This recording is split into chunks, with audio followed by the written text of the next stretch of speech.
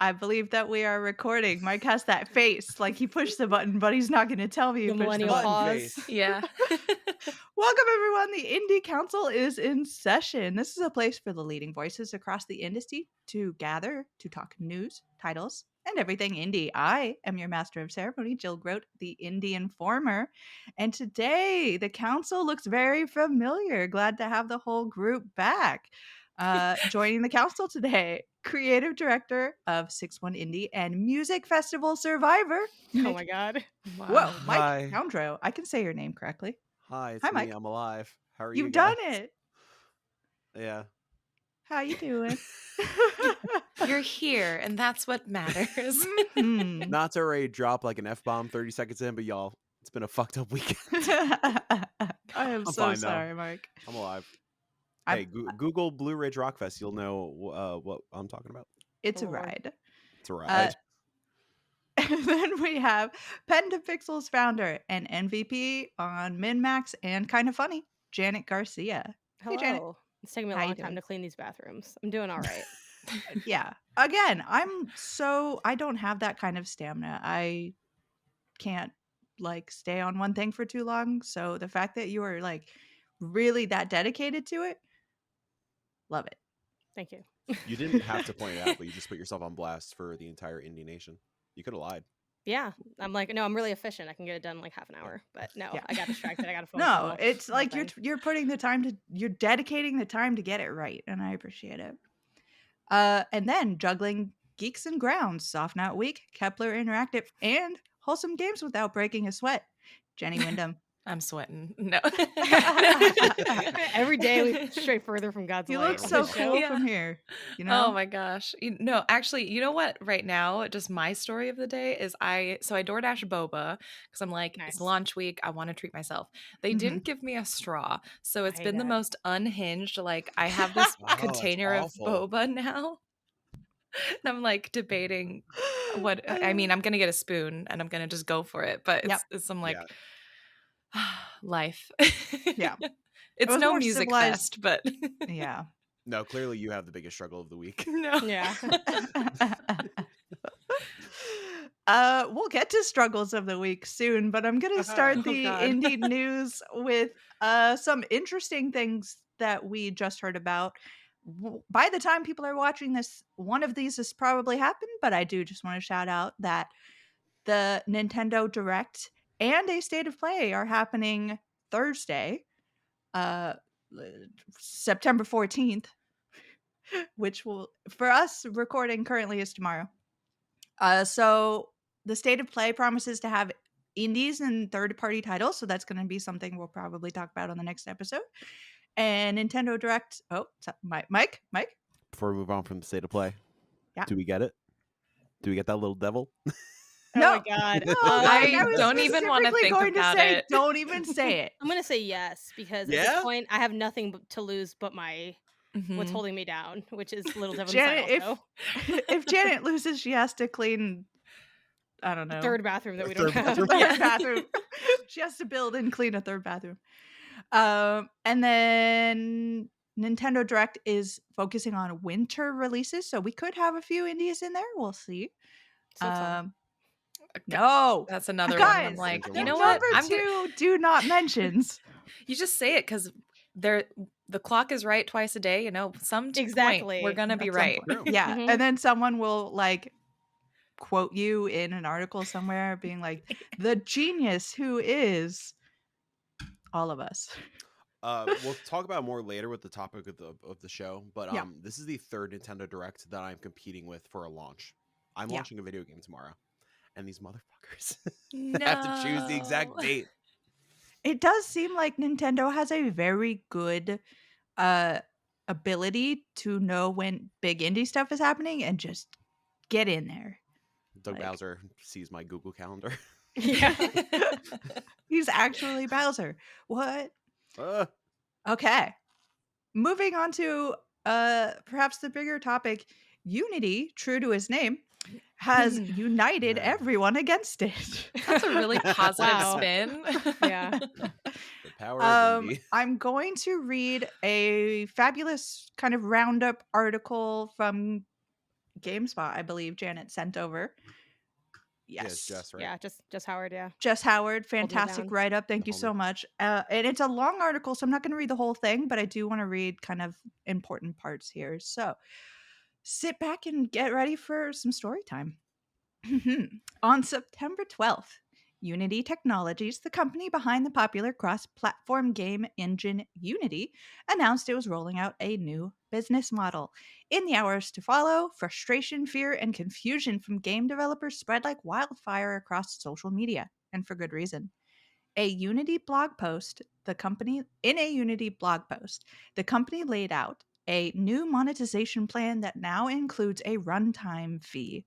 This fee, Unity explained, is based on the number of times a game built with the Unity engine is installed.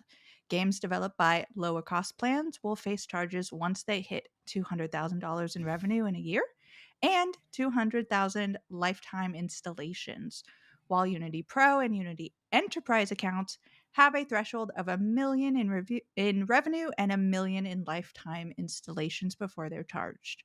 Once developers using Unity Engine surpass these thresholds, those using the lower tier plans will have to pay the company 20 cents per game installation, while those on the higher tier plans will pay anywhere from 10 cents to 1 cent. for right? some reason that seems like that should be $1. No, I think it's 1 cent to 15 cents, right? Per 1 cent installation. to 15 cents. Let's go with that. It couldn't be clearer. I don't know what yeah. what you're tripping up about. Yeah, absolutely. I didn't get into this game because I can play math. Yeah, confusing gamers with math. The plan is slated to start January 1st, 2024, and will ultimately impact a number of popular games, such as Among Us, Genshin Impact, Cuphead, Hollow Knight, Firewatch, Outer Wilds, Cult of the Lamb, Pokemon Go, and countless others. It didn't take long for developers to run calculations and realize the fees they would incur due to Unity's new business model would be astronomical, especially since the runtime fee would also work retroactively, meaning every studio with a game made using Unity's engine that had ever passed Unity's established threshold would be responsible for paying runtime fees. Beyond that, developers also expressed confusion as to how Unity would obtain these numbers, what it meant for charity bundles and demos, how games in contracts with distribution services like Game Pass or Apple Arcade might be affected, how piracy might infect their installation numbers, how bad faith actors could abuse installations to financially tank a studio, and several other pressing issues. Unity kept its responses to these queries vague and brief, saying, "We leverage our own proprietary data model, so you can appreciate that we won't go into a lot of detail." Do we appreciate that? But we believe it gives an accurate determination of the number of times the runtime is distributed for a given project. And then I'm going to jump down a little bit farther here. Bloop, bloop, bloop. If I can find, I had it highlighted and then I lost it. Bloop, bloop, bloop, bloop, bloop, Bloop, bloop, bloop. Everybody just dance. Jill is scrolling. Bloop, bloop, bloop, bloop, bloop, bloop. Jill is scrolling. It's a scroll dance. Okay. At approximately 6 p.m. Pacific time, West Coast time, on September 12th, Axios reporter Stephen Tutillo stated that Unity executive Mark Whitten had reached out to him with an update amending and clarifying some of the company's more contentious terms. Whitten told Tutillo that after regrouping, the company decided that only I messed it up. Bloop, bloop, bloop. Only the initial Installation of a game will trigger a fee. Thank you. A tactic the company is choosing Gotcha. to employ to reduce the install bombing mentioned by both Ismail and Clark, who are somewhere in the part that I skipped over. However, it's worth noting that installing games on different systems will trigger additional fees, meaning a title that a player downloads on Xbox, PC, and Steam Deck, for example, would incur 3 installation charges. Whitten also said that most demos will be exempt from fees unless they are part of a download that includes the full game. such as titles in early access. In addition, charity bundles can be self-reported to keep them exempt from charges, yet Witten still didn't offer any explanation as to how this data would be collected or monitored. Unity also addressed the assumption that studios in contracts with larger distribution services, such as Microsoft's Xbox Game Pass, would be responsible for paying the installation fees incurred through that service, which, considering their reach, could be astronomical. Witten stated that studios would be off the hook as distributors are responsible for paying these fees. He cited developer AgroCrab's relationship with Xbox Game Pass as an example. And I want to talk about AgroCrab because they were one of the first people to put out one of these text on backgrounds for social media, and there are a lot of them now. So I kind of want to read their initial response to all of this as well. And again, this is a developing thing, so keep that in mind as you're watching, and maybe everything has changed as you're seeing this. But as of today, this is what's going down. So this is what AgroCrab said in their statement. Today, Unity, the engine we use to make our games, announced that they'll soon be taking a fee from developers for every copy of the game installed over a certain threshold, regardless of how that copy was obtained. Guess who has a somewhat highly anticipated game coming to Xbox Game Pass in 2024? That's right, it's us and a lot of other developers. That means another Crab's Treasure will be free to install for the 25 million Game Pass subscribers. If a fraction of those users download our game, Unity could take a fee that puts an enormous dent in our income and threatens the sustainability of our business. And that's before we even think about sales on other platforms or pirated installs of our game, or even multiple installs by the same user. This decision puts us and countless other studios in a position where we might not be able to justify using Unity for our future titles. If these changes aren't rolled back, we'll be heavily considering abandon our wealth of Unity expertise we've accumulated over the years and starting from scratch in a new engine, which is really something we'd rather not do. On behalf of the dev community, we are calling on Unity to reverse the latest in a string of short-sighted decisions that seem to prioritize shareholders over their product's actual users. I fucking hate it here. And then one more thing I want to drop in before I kind of open up the discussion is we saw sort of the developer side. I want to talk a little bit too about the publisher side with something Devolver Digital put out by simply saying they put this out on social media as well.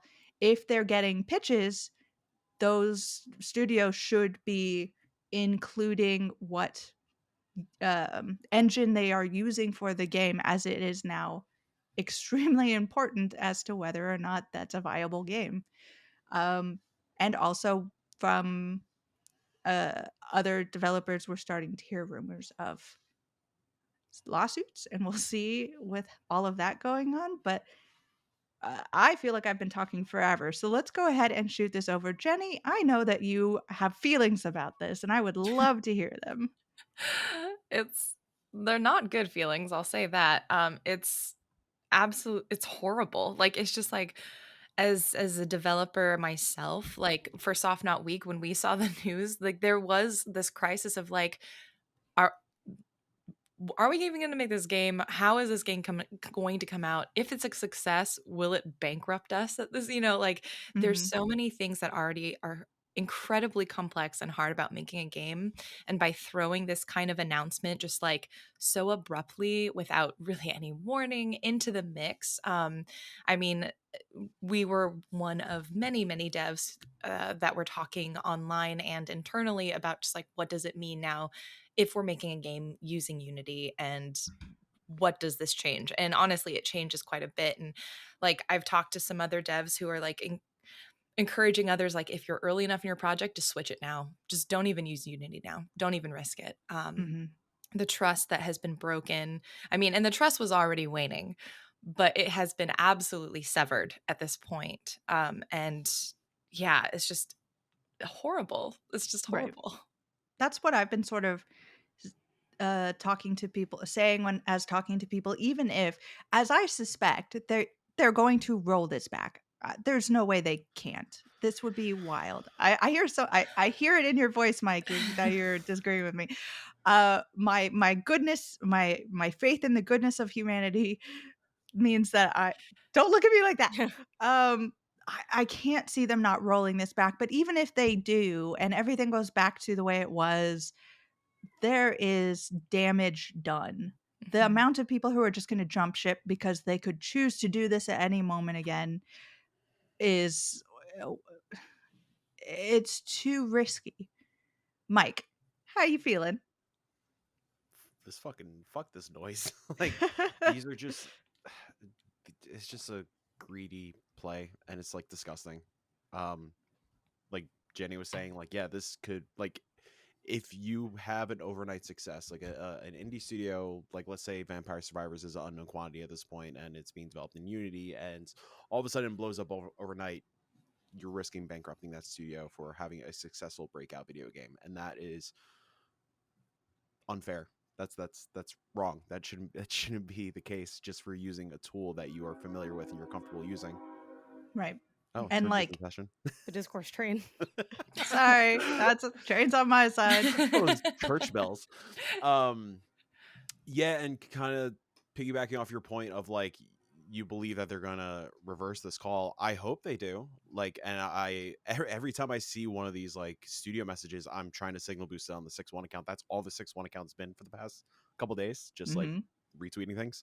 I have a feeling they're not going to totally go back on things. I think they do have a plan in place, and this is just a way to like outrage people, with their actual plan, and folks consider it a quote unquote win, whatever that may be. Some sort of subscription service, I know there is some sort of subscription service in place already, but maybe something a little more, I don't know, easier pill to swallow. But I think no matter what, they are, at the end of the day, they're gonna do their best to monetize folks installing games or doing something, or at least using the tool.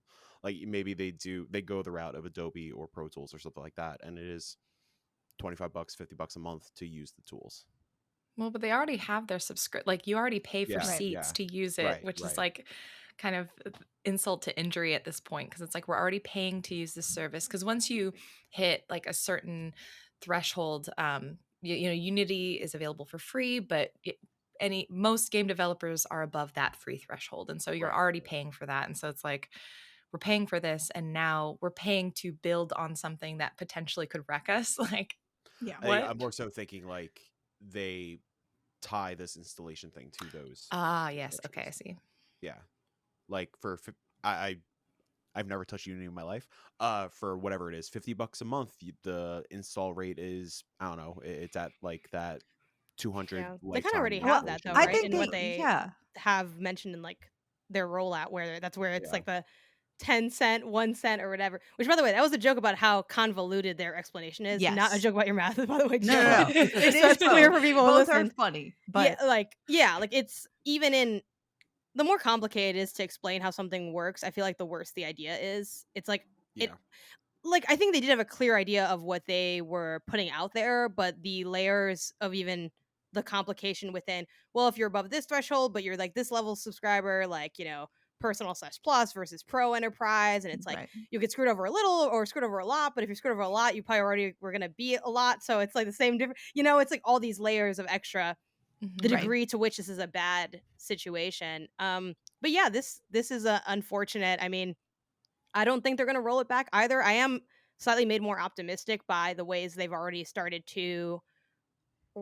Again, it's tough to know. Do they rein in some of what they said, or are they just clarifying? But really, because it kind of had like there was a, you know, I followed some of Steven's reporting on it, and there was sort of like they had to sort of talk behind the scenes. It's like, were you clarifying or did you just side them? Like, I feel like that part's a little bit gray on how they went about it. Where I'm feeling a little lost also. Like, I didn't realize, like, until I blanked it out for a second. But yeah, I didn't realize it was part of the subscription thing already. So it seems like the messaging is changing every time there is something being said. I don't know. I mean, there is the monetization part of this. I think they thought they were being very clever in being like, okay, if you're part of Unity Personal or Plus, once you hit over that 200,000 threshold, you get 20 cents per whatever. But if you're part of Unity Pro or Enterprise, you can hit up to $1 million. So I think that's what they're trying to pressure people into doing, is jumping up to those upper levels, because it's going to be a lot cheaper to pay for higher levels, I assume, than getting hit Yeah. twice as much by the every install fee, but I think like gross and icky. clarifying my thought a little bit, I think they introduced an unlimited plan. Yeah. Yeah. I Yeah, think maybe. what That's the what cool frustrates solution.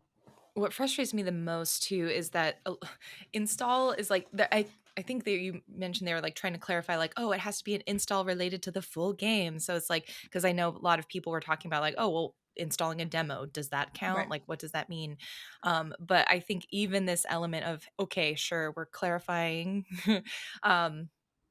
ish that this is like an install related to the full game. It's like, how are you measuring that? Like, Right. where are we getting this data from? And they're not telling us. They're and they're not not saying saying, anything. They're yeah. like, trust us. We've got real special Yeah. fancy code to let us know that that's the case somehow. And trust me is no longer valid Yeah. because they have already established that they're unable to communicate clearly. Right. This is the sort of thing that worries me for, like, we have a Steam Next Fest coming up, and that's a huge part of a lot of indies marketing plans. That's a huge part of my coverage. I love covering these types of shows. How do you decide if the demos placed there will become part of the full game or not later on? Well, I How does guess. this? Oh, sorry. Sorry. Go ahead. No, this rolls out in 2024, right? So at least for this initial Next Fest, that's in a few weeks Yeah. at this point. But like, it's we're okay. retroactive. They Yeah. said it's Okay. not retroactive though, didn't they? No. They took It's out the It is retroactive. retroactive. Yeah. So Oh, so anyone it is who's okay. Yeah. Yeah. anyone From- who's using it, I think like within the last 2 years, Okay. like is already like building up their threshold. Janet, don't you get it? It's so simple. Yeah. Exactly. Where's the just look at the confusion? chart. Yeah. Look at the chart. No, I made Look at the the. pre-order chart. It's funny because I first like found out about this like on when I did KFGD with Bless, and he's like, Twitter's been going crazy, and I was like, I just woke up, so I like don't have, I have not opened my phone. I barely knew I was on the show today, but so I kind of just got that info then, and I've sort of seen it roll out, on my own feeds and things, and yeah, it like reminded me of when PS Plus was revamped, and it was like the explanation. You have these charts, or like I don't know. People always troll the like weird Ubisoft pre-order grid and thing. This kind of had a lot of that energy, which was also like kind of a red flag. Like partway through it, you kind of start to lose track of where the threads or the through lines are. But yeah, it's interesting too because I feel like there's this weird pass the buck element too, where they're like, well, Game Pass will be okay because we'll make Microsoft pay for it. But then Microsoft might be like, who said I wanted to pay for not this? us. You know what I mean? That's Like, what I'm very interested in seeing, is how Microsoft responds to this, because when suddenly they're like, we don't have a contract. they're like, with you're not going to kill Unity. Game Pass. This is all we have. Yeah. You know what I We've mean? Like, got that is that- their thing. That's their We've whole got thing. that Microsoft money. Like, we coming after you if you're gonna, like, right? That has to be their I feel like plan of like, you can't do this to our service. this is such a modern evil capitalist play, and again, every company is out for money. Yeah, I always say, like, I mentioned this on KFGD as well, even when companies do good things, you have to be aware that usually that's still for financial benefit. It's not just like the kindness of your heart, unless you're like literally a charity nonprofit kind of situation. And I think that's fine. That's like how the world functions, right? But you kind of look at this, and this is on that, like, if we think of the alignment charts, right, it's on that more evil end of the spectrum, just because it is petty, but it is also a response to the way the market's moving, where it's like Bless brought up, like with Sea of Stars and all the like the hit and the downloads. It's like Uni looked at that and said, how can I make this about me? It's like, how can I get how can I like get more out of the way modern gaming works? And I think especially with Xbox, it's such a like a knife to Game Pass in so many ways, and also Microsoft's ethos of play anywhere, like download here, don't download that cloud. That's their whole thing, is like downloading stuff everywhere. And this kind of, I don't know, it shifts everything. It changes, I think, like potentially player behavior on, okay, should I like really talk about like don't download if you're gonna play it. And I'm like, okay, I'm not even going down. You know what I mean? Like, Yeah. don't delete it and reinstall it, because then And that's gonna be, even though they kind of talked about that might not count, but then it's like, how are you really It's like, counting how do you that? know? Like, Yeah, it's how like do you It's know? on the chart. Self-report. Yeah. They want you to like self-report that, And it's that not same thought there. process works for like a Steam Deck too, because the whole point of the Steam Deck is to have it on your computer and be able to take it on the go, and that's at least 2 Mhm. installs. So Steam's going to get involved in this. Hey, you're cutting into our revenue. So I can't, just for the big dogs getting hurt in this, I can't see this happening and going through, even if it's not a faith in humanity situation. Sure, yeah. Yeah, and just to bring it to sort of my perspective as an indie journalist and covering indie games, like a big part of the process for us is getting game code so that we can play a game and tell you what we think about it when it launches. How is that going to work? Like, to Mhm. what degree are the people who are not huge companies going to get any code? Like, am I going to suddenly see a bunch of people like, sorry, we can't afford to let you have any sort of preview opportunities or review opportunities because it costs us literally money and we cannot, bottom line, your views are not going to bring in more revenue than it will cost us to produce. Mhm. Right, yeah. It's So Yeah, I was thinking about that because, like, that's a huge part of my job as well, from the distribution side, right? Where it's like, I really try to do my best. Where it's like, of course, I hit the biggest, streamers I can, but like, one of the joys of my job is finding smaller channels that may not often get those opportunities, and be like, I can get you a Steam key, for example, because those tend to be easier for us to distribute more readily. And it's like, if it becomes a matter of not just the, hey, we can't do consoles for you, but maybe we could give you a PC key, but now that we're focusing on engines, if we're in Unity, I can't give you a Steam key either. I have to be much more judicious, or like strict about this. It's really unfortunate because it limits a lot of my side as well. Yeah, even like, again, this will kind of like segue a little bit into the main topic. It's like a lot of times, especially like this time of year, I mean this year in general, where everybody's fighting for attention, like I will just drop a random key to PC Gamer or IGN and be like, hey, I think you'll like it, you should check it out.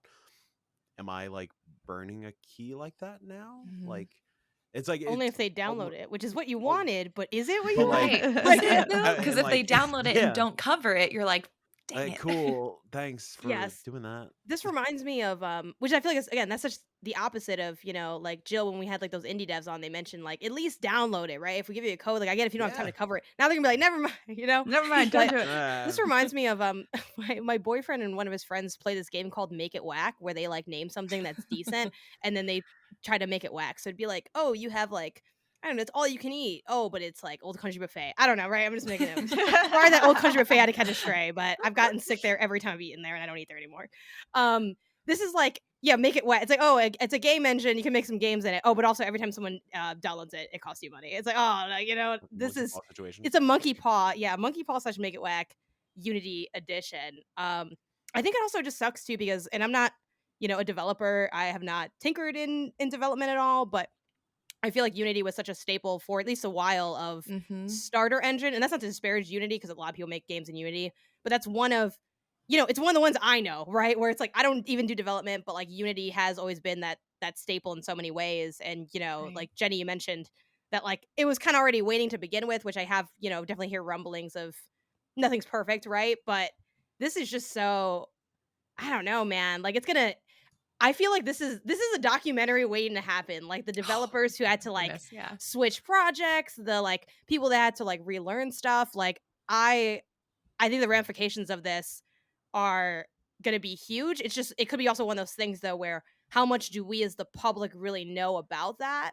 Maybe not as much, but like there are, I think, teams that can really turn into shambles over this. Right. This is already a hard industry. People leave all the time. This could have sent people over the edge. Like, I'm not even joking. Like, Yeah. in terms of their career and what they're doing, like, it's like it takes a lot less to send me over the edge. I know that. Yeah. So like, I Yeah. imagine for a lot of studios, Slack was popping off that day. I'm Right. not gonna lie. Like, I'm not lying when I said, like, in our team Discord for Soft Not Week, like, we were like, "Are we making a game? Are we doing this? Like, is this gonna happen?" You know, and it is because we are far enough deep into the well that we need to just commit. But yeah, it's like if I was earlier in a project, at the very least, I would be switching engines at this point because I think this idea of a company like Unity thinking that they can suddenly change their like terms of service that's huge, like in Yeah. the worst possible way. Yeah, I want to know how that works legally. You know, like I how do don't you think it get I don't held know. does. legally for something you didn't agree to when you started?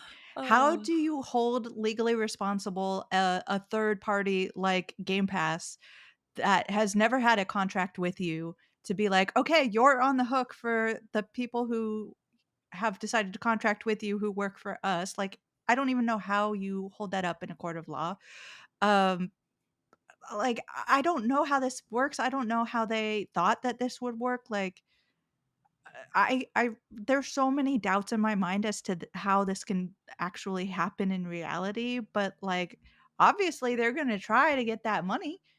And like what Janet was saying about this industry being hard enough, if you are a developer who has put 5 years, 10 years, 20 years, whatever, in learning Unity, and that's what you know, and that's your skill set, and all of a sudden games just can't be made in Unity anymore to be feasible, you suddenly are back at square one with no marketable like designer skills. You can say I've been in the industry for however long, but like I have to learn a whole new engine, and the people who don't have that problem are going to get hired, and we're going to have more developers having like layoffs and not getting jobs, and the industry shrinking even further. And like indies are all about diversity and people who are usually not in that cycle who can come in and can make the thing.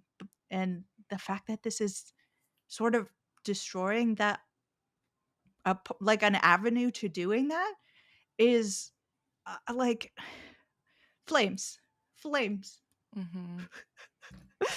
you know. So we're assuming Microsoft is going to start the lawsuit train first. I think it would If we're be talking about I dipping feel like into they're the Game tired Pass of being in funds. court though. Like you Yeah, have to I yeah. you have to know. I admit Phil know. Spencer's punching the air right now. It's just Like, like, get me The, out of here. I the he's don't like, want to exact wear a when same. suit when's again. that suit back from the dry cleaning? Because we Right. really I need it That's the one I have. yesterday. The Their exact fact lawyers are Microsoft probably like, so stressed, but they're yeah, also probably like I mean, the lawyers they're the lawyers locked are in. happy. Yeah, they're locked in Right. for a good at this point, I Yeah, feel the like. execs What at if Microsoft are like, "Oh, again, Phil? Jesus." it's like that situation where all the big three are on stage together, but this time they're all walking into like a courtroom together? It's like my cousin Oh Vinny. yeah. Also, not me now Googling random indie games I play and like, is this made in Unity? Yeah. Yeah. The Well, information's I'm not available curious on too. Google. Well, because at this point, if even, with this sort of like it's a 2-year retroactive thing, like I'm curious about also how that may impact like developers who are currently joking, like, well, guess gotta delete my game. But at a certain point, what does that do for like game what's the word? Like Preservation. history Yeah. preservation, like Preservation. if it does get to a point where developers are like we have to remove this, like we can't Right. have this anywhere where people play, it's like that is a huge chunk of gaming history that could be Yeah. lost. That also is really worrisome. And that's And a feasible thing because Cult of the Lamb threatened to do exactly Do you think that. they're It's gonna like, do okay. that? I like didn't know how to read that because I I read it and know I'm like, I is was this giving it me? is that devolver like cheek, Cult of the Like, Lamb? yeah. yeah. I was Like, like, I fuck, wouldn't be surprised if they did fucking Cult because of the Lamb PS5s are gonna be going for like a couple Ooh, $100 in a few Yeah, years. PC all over go buy again. physical Yeah, right editions next now, to folks. no uh-huh. the Unity version of console. Like, if people end up doing that, which I don't know if they will, Right. someone probably will do like a console with full of games that people deleted because of the Unity thing, like the Unity Mhm. version of it. Just get like a terabyte and then just hoard them all there. Right. Mhm. Which again, and like I'm hoping, because I think what Mike said earlier about like maybe what they did is they did the most extreme version of this policy so they could roll it back, make it seem like a win. So, I'm hoping that that's the case and we don't see actual like games having to be removed because of the insustainability of it. But man, that is like the darkest path I see, is people actually having to remove titles. What about, is there anything in there about physical copies? Because like obviously indie physical things are a thing. Right. Yeah, but you still have to download them. So I think there's Right. That's what I'm, well, like that's the other weird thing. Like on Switch, you don't have to download them. You do. What if You do, don't you? I don't think so. You just pop it in. You pop in the cartridge, and you're good. You're good to go. Nah, Maybe. you download them. Wouldn't this be I haven't done it in like 3 years. I know. I'm like, so weird? So you're false flagging then, is what you're doing here with this cartridge. In like 5 This is years, just a man we holding up have- games to a camera, pretending like he knows. I have never put any of these in a side of Switch. No, well, I mean, are you saving them? Like, are they sealed? No. Is your Switch near you? Could you pop one in now and tell us what happens? I'm pretty sure. Sure, I'll go get it. Yeah, On the do case, some live some recording. journalism. This journalism we've been hearing about. Hot scoops. I really love the idea that this decision could, in 5 years, be the catalyst for like now we're all back to like cartridge retro gaming that includes no installs. I'm sort of down. yeah, No. it's just so weird. Like the I'm not whole down. thing, it's just like none of it it's just, other than Right. the framework of making money, none of it makes Yeah. sense. Yeah. Like, And I think mean, even that can cut in the negative way, right? Like, if this really ends up being the mass exodus from Unity, then Unity won't. Now, maybe they've kind of crunched the numbers and they're like, even if I'm making it up, right? Even if half the people leave with this new plan, we'll be making more money than before. Like, maybe they're really confident in that. But that's kind of where, again, like, capitalism forces the hand of a certain level of morality. Like, even if Unity backs Right. off on this, like, and again, companies change over time. There are different people in leadership. I do think it's possible for companies to change their tune genuinely. Oh my god, Mike has the Switch pulled up. that's He's putting the amazing. cartridge Yes, in. do it. It's very hard to do this. It clicked, but we couldn't hear it. But we felt it through the Yeah. screen. It's hard to do it backwards. Reverberated through our Okay, souls. it's there. When you It's click there. it, though, when you click it, It's what there? happens? When you click A on it. The whole rest of the show is just going to be Mike Yeah. playing a game. Wow. Okay. Okay, Maybe there we sometimes go. you don't don't. have to- Maybe sometimes you don't. Sometimes I definitely think you do though. Like I don't think I hallucinated that, but maybe no, it's not because I always. think like I think it's just with like day Animal one patches. Crossing- maybe. Yeah. Oh, maybe. Possible. Yeah. Either way, it's like, okay, so if this is a thing that sticks around, then physical copies don't count as an install? Like, what is Yeah, that? maybe. Yeah, Well, it is weird. like on PlayStation, they have to install. Oh, for sure. Maybe Yeah. installing for a minute on there. I don't know what's going on, but Made by Devolver Digital. I know. Yeah, great game. Love that Nintendo game. becomes king of the indies again. Yeah, this is how I win. No, but just to because I realized I stopped my sentence to look at Mike with the Switch game. What game was that, by the way? Wavetail, an old Stadia exclusive, Yeah. came to Lovely. Switch recently. Sounds This is like a the life. special edition from Super Rare Games. Got this like sick ass Nice. book with it. Hell Very yeah, that's cool. cool.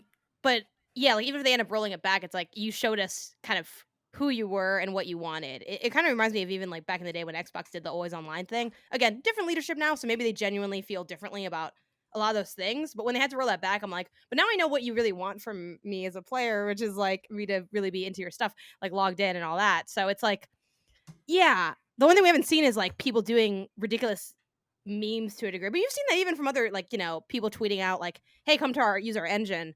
We don't hate developers. Like that was like I think RPG Maker tweeted that out or something. But Mhm. Somebody did. anyway, Yeah. it's gonna be, I don't know, It's gonna be a messy few scary. weeks. It will. I don't know anything about stocks. I just know it's an imaginary thing that rich people play with, but Mhm. Yeah. Gaming for rich but people. it is gaming for rich people. But I mean, it looks like there's a big sharp decline. So I don't know. Like maybe if the sentiment is negative for long enough, we'll see something good come of it. But Do y'all Yeah. want to buy some Unity stocks? Does Indie Council want for when it goes back up. God. and we sell? Oh my gosh, Please do not take any of our recommendations. We are not financial Oh, yeah. people. this could be our Obviously. GameStop Speak for story. yourself. Yeah. Here we go. And then we'll pay all the Unity fees for the next whatever amount Yeah. of time. That's our thing. We're like, what's Up his to name? The 200,000 guy in who's revenue. robs people. The guy who robs people. Wait, what is Robin his name? Hood? Yeah, thank you. Oh. Yeah. Because all I could think of was Peter Pan. That's That's close. all right. They're like Peter Pan robs they're kids. probably They're like best friends. friends, you know. He's doing some shady stuff for sure. Yeah. Okay.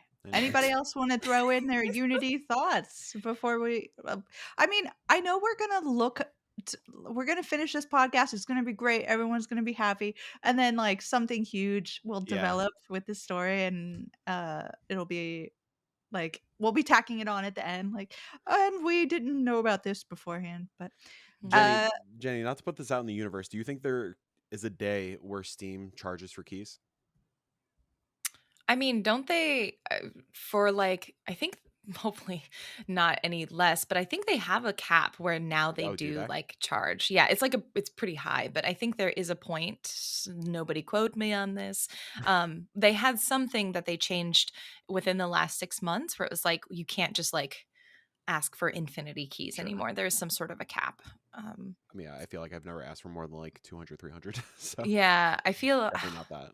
I should probably know this, but I haven't hit it yet, so it hasn't concerned me Yeah. at this point. But yeah, if Steam ever starts like really cracking down, Oof. oh god, I would be very sad.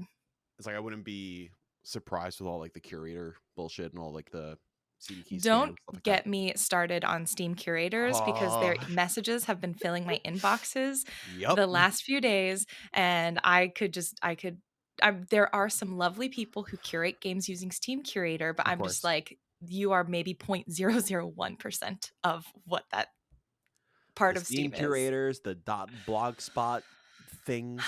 Wait, Yeah. what is Like, the? oh. At the risk of opening a can of worms, what is the Steam cure? What is this? So on Steam, for it. do you know? I'm on Steam, but I guess I must have. You know what I mean? Like I don't. I But just see, like look. I just look up therein Goobies lies- and then I Janet don't is- play it. I Janet downloaded it and I didn't knows. play it. She I'm just sorry, wants- Goobies. I don't know. Janet you wants made to it? make sure Janet, everybody play knows. Goobies. Is it made in Goobies gang. It's been 0 hours since our last Goobies reference. Mhm. 0 podcasts.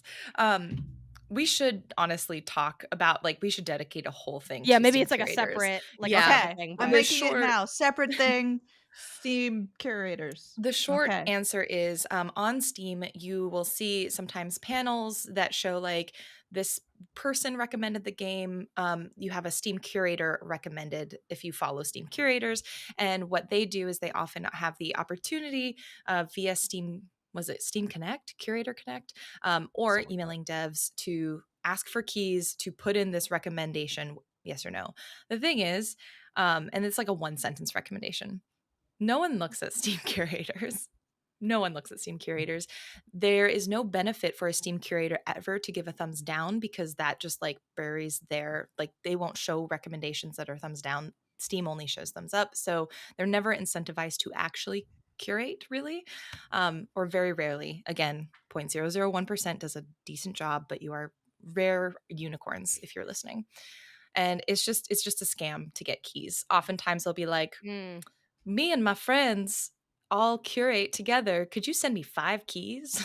I'm like, Yeah. really? Okay. Interesting. Okay. Dude, there's those. There's these like Blogspot emails. There's YouTube channels that appear at a glance to be legit. They have like 30K on subs Yeah. or whatever. But if you go into their videos, like all the comments are like, "Wow, what insightful reviews from all these fake ass accounts." Oh And my it's usually god. one And they person, always like, have between recycling all like the video. 3 to 5K views, and so you're Always. like, Mhm. oh my gosh, there's a whole we need an world out indie there. scams like Hotline. alert. Yeah, I don't know what you call the episode, Yeah. but something like that. Because I mean, some of those don't surprise me because it's like, okay, yeah, that makes sense. Like I've heard of stuff like this, but I wasn't as you guys like live it, so I'm like kind Oh, of we live curious it. now what the rest live it. of that world looks like. I but- could read a curator email, just put somebody on blast for the fuck of it.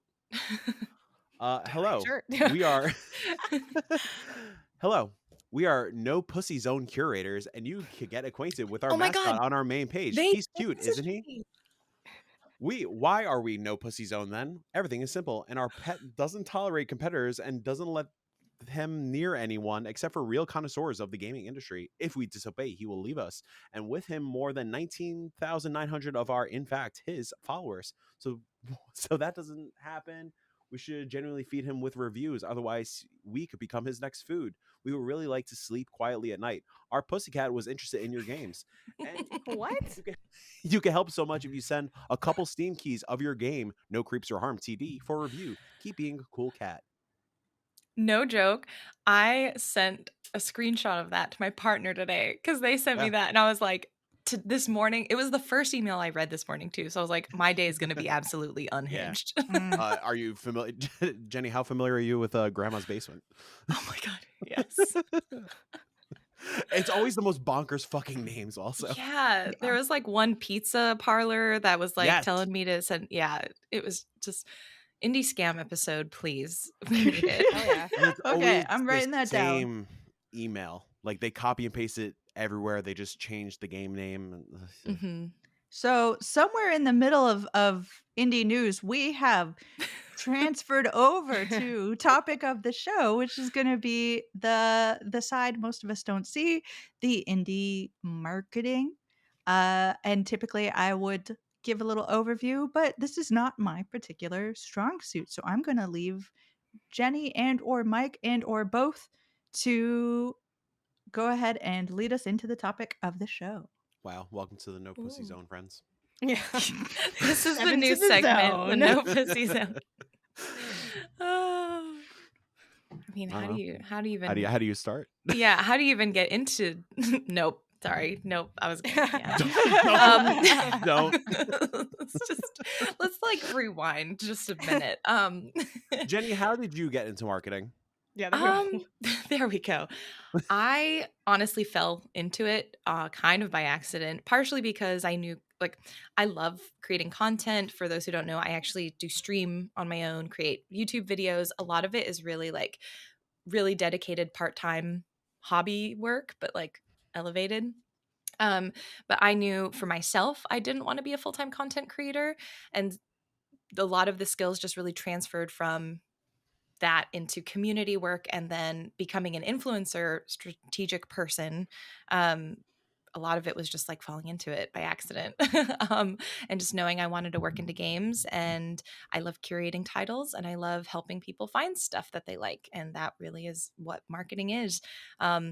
Cynical people will say something different, but I like to think marketing is helping people find what they would enjoy. Yeah. How about you, Mike? Similar. So Sixwell Indie really kicked off during lockdown when I didn't have a job. So I was doing a lot of writing and making a lot of connections and stuff. And it turns out I unlocked a secret skill of writing that I never knew I had. And I felt like I was pretty damn good at it. And I started getting noticed a little bit from folks, and obviously making a lot of indie connections as well. And one day, as I was still working my full-time job, like this was like a year later when I got rehired at my previous life, I saw there was an opening with Vicarious. I said like, hey, here's my application, please accept me. And give me money. And give me money to do video games. They really liked my writing. They appreciated who I knew as far as like the press side goes and influencer side and a lot of the indie devs and whatnot. And yeah, I like Jenny, I like really just fell into it. And yeah, similar notion. I just like showing people cool games. I mean, that's like kind of the whole thing with like our showcases and stuff as well. Like I don't want anything in return. Granted, like on the PR side of things, they got to pay. But that's the unfortunate part of things. But like, yeah, it's just really about like connecting with the devs and yeah, just trying to show people cool things. And I think that was like the cool, like easy falling into part of things. It feels very similar to like content creation and just like doing the press grind. It's just like a different way of thinking. It's a different way of writing. It's a different way of talking to people and connecting with folks. But yeah, it was, I don't know why I got into it. Like, I don't know how I should say, like it just happened one day and I'm very grateful and lucky it did. Yeah. What's kind of weird, I think about this regularly, is how a lot of like all of our jobs actually didn't exist. Like when we were going I think to of that all the school. time too. Yeah. Where I remember being a kid and being like, well, I want to work with video games, but I can't code, so I guess I never Same. will. Me too. Yeah, Yeah. 100%. Yeah, no, my school actually had a unaccredited at the time I was going, but now accredited degree in video games. So I was like, That's so I cool. could do that because I love video games, but like I can't code. I don't know anything about computers. I'm just gonna go with history. It's gonna be fine. Yeah, the closest thing I Yes. got was because in my previous life, like I have a degree in audio engineering. Like I was a studio engineer working. I've been in and out of bands my entire life. I thought I was gonna be the next big pop punk fucking producer. Clearly not. And then when I got it, there's still time. There's time, Uh, Mike. and then yeah, before my current position, like actually being full time in games, I was working at a nonprofit film organization, like working with a different side of indies, like indie filmmakers, like working on their films and stuff like that. And yeah, going to school, like the closest opportunity I got was doing sound for video games, but the class was trash and he didn't teach us anything, so it was a waste of time. Uh, but yeah, that was like my only opportunity. But like when that kind of fell through, I was like, all right, I guess it just has to be a hobby. I'll do the grind on the side a little bit just as a fun little thing to do. And Mhm. yeah, it's just weird how things kind of work out. And it's like one of those weird things. I was talking about this with a lot of folks at PAX West. It's like I feel guilty for saying this, but like I'm grateful for lockdown and stuff because I wouldn't be doing this thing without having the time of being inside 24/7, like doing content stuff, writing, fleshing out what we wanted 6-1 Indie to be, knocking out reviews Mhm. and stuff, like at least like 3 reviews a week. Like, yeah, so Yeah, I mean, a lot of content creators that I work with, like I'm on the influencer management side, but when I reach out to creators, a lot of the ones that I know and work with today started in like 2020, yeah, 2021 and are Yeah. now doing it full 100%. time and have completely their lives have changed. So I definitely, it's something that a lot of people have experienced. Yeah. Before we A get too lemon far lemonade situation. into Sorry. yeah. Yeah. Before we get too far into the weeds, I do just want to pull back for a second. And for people who are watching or listening to this who really do not have a concept of what uh, the marketing side of things looks like, can you give us like a rundown of like what's a day in the life for Those indie emails. PR? Yeah. We play video games 24/7. We have a blast. We high five digitally and we send a couple emails. That's it. Simple as that, baby. Uh huh. You send emails? Psh, no way. What is it? I'm Oh, just in the people just play no. your games organically, like Yeah. just for free. That's great. Yeah. Yeah, We get to talk to no pussy zone. So I feel all like day, our every day. life is our life is good, right? Uh, Jenny, you want to go first? Sure. Okay, so for folks listening, I have a really sort of specialized, it's quite unique. I think more companies have this role, but it's still a bit more rare, and that's influencer. My title is like senior influencer manager, but I think of it more as like relations and outreach, because manager just sounds like really, I don't know, buttoned up in a way I don't like. Um, Same. yeah, it's like weird. But a lot of what I do is focusing on the influencer community we work with. And so I spend a lot of time, I do genuinely hang out in a lot of streams, watch a lot of videos, and really try to get to know the creator landscape as best as I can, so that I can make the best calls of who to reach out to when we have a game that's got previews or launches. Um, Day in the life honestly is lots of emails and not a lot of playing games. Unfortunately, is honestly why I stream, is so I have a dedicated time where I can say I'm playing a game. Gosh darn it. Mhm. And a lot of data, which is not super glamorous sounding, but it's a lot of looking at who we work with, and not simply like, are they big, but what's their engagement like? Are we able to find ways to collaborate with them so they are benefiting and not just us? And it's a lot more analytical than I think people make it out to be when I talk to them. But it's really fun. Mike. Yeah, so I do a little bit of everything. So my job title is account manager, which sounds like I look where I work for a fucking bank. So I just say I do games PR. I'm the games PR dude at Vicarious PR. Yeah, I do influencer relation stuff. So a lot of that on the influencer side of things is like a lot of like list building. Like let's say for example, the game that we're launching tomorrow, and shameless plug, whatever. Um, Pathfinder Galaspire Survivors. It's a Vampire Survivors like set in the universe of Pathfinder. So a lot of it is like a prep work in my day to day. So it's seeing folks who have enjoyed survivors like such as Vampire Survivors, Brotato, Soulstone Survivors, so on and so forth. Looking into the Pathfinder folks, just building a curated list of like, okay, I think these people will like this game. Maybe they'll benefit in a key for free. Like, yes, it's that symbiotic relationship of like, we want to help grow their channel to get them some like early content, but also get eyes on our game as well, especially on a day where a Nintendo Direct and a State of Play are happening. On the other side of the influencer spectrum, we work with paid influencers for like sponsored streams and whatnot, whether it is like folks like Dre, Blitz, like a lot of these like millions of subs on YouTube and whatnot to get some sponsored guaranteed content out there during strategic points of a marketing campaign. On the media side of things, I write press releases, again, building lists, using the Pathfinder thing as an example, like seeing, okay, who has covered Vampire Survivors before, who has covered Pathfinder before. Like, I'm not going to pitch a Warzone person a Pathfinder game or a Vampire Survivors like game. I'm not going to waste that energy or time on it's like a two-way street. Like, why am I wasting time sending an email when I could get a better chance of coverage targeting somebody who might actually enjoy the video game.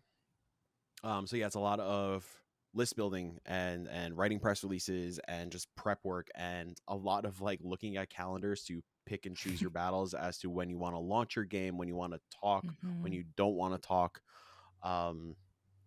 A lot of analytic stuff, like Jenny was saying, like just a lot of what we call on our side of things trackers. So like tracking all the news coverage, reviews coverage, previews, features, streams, YouTube videos, just having like detailed reports for folks.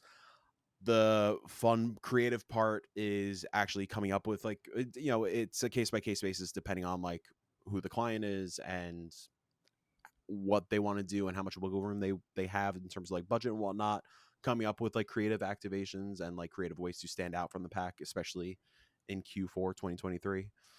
And yeah, a lot of emails and a lot of avoiding going into the no pussy zone.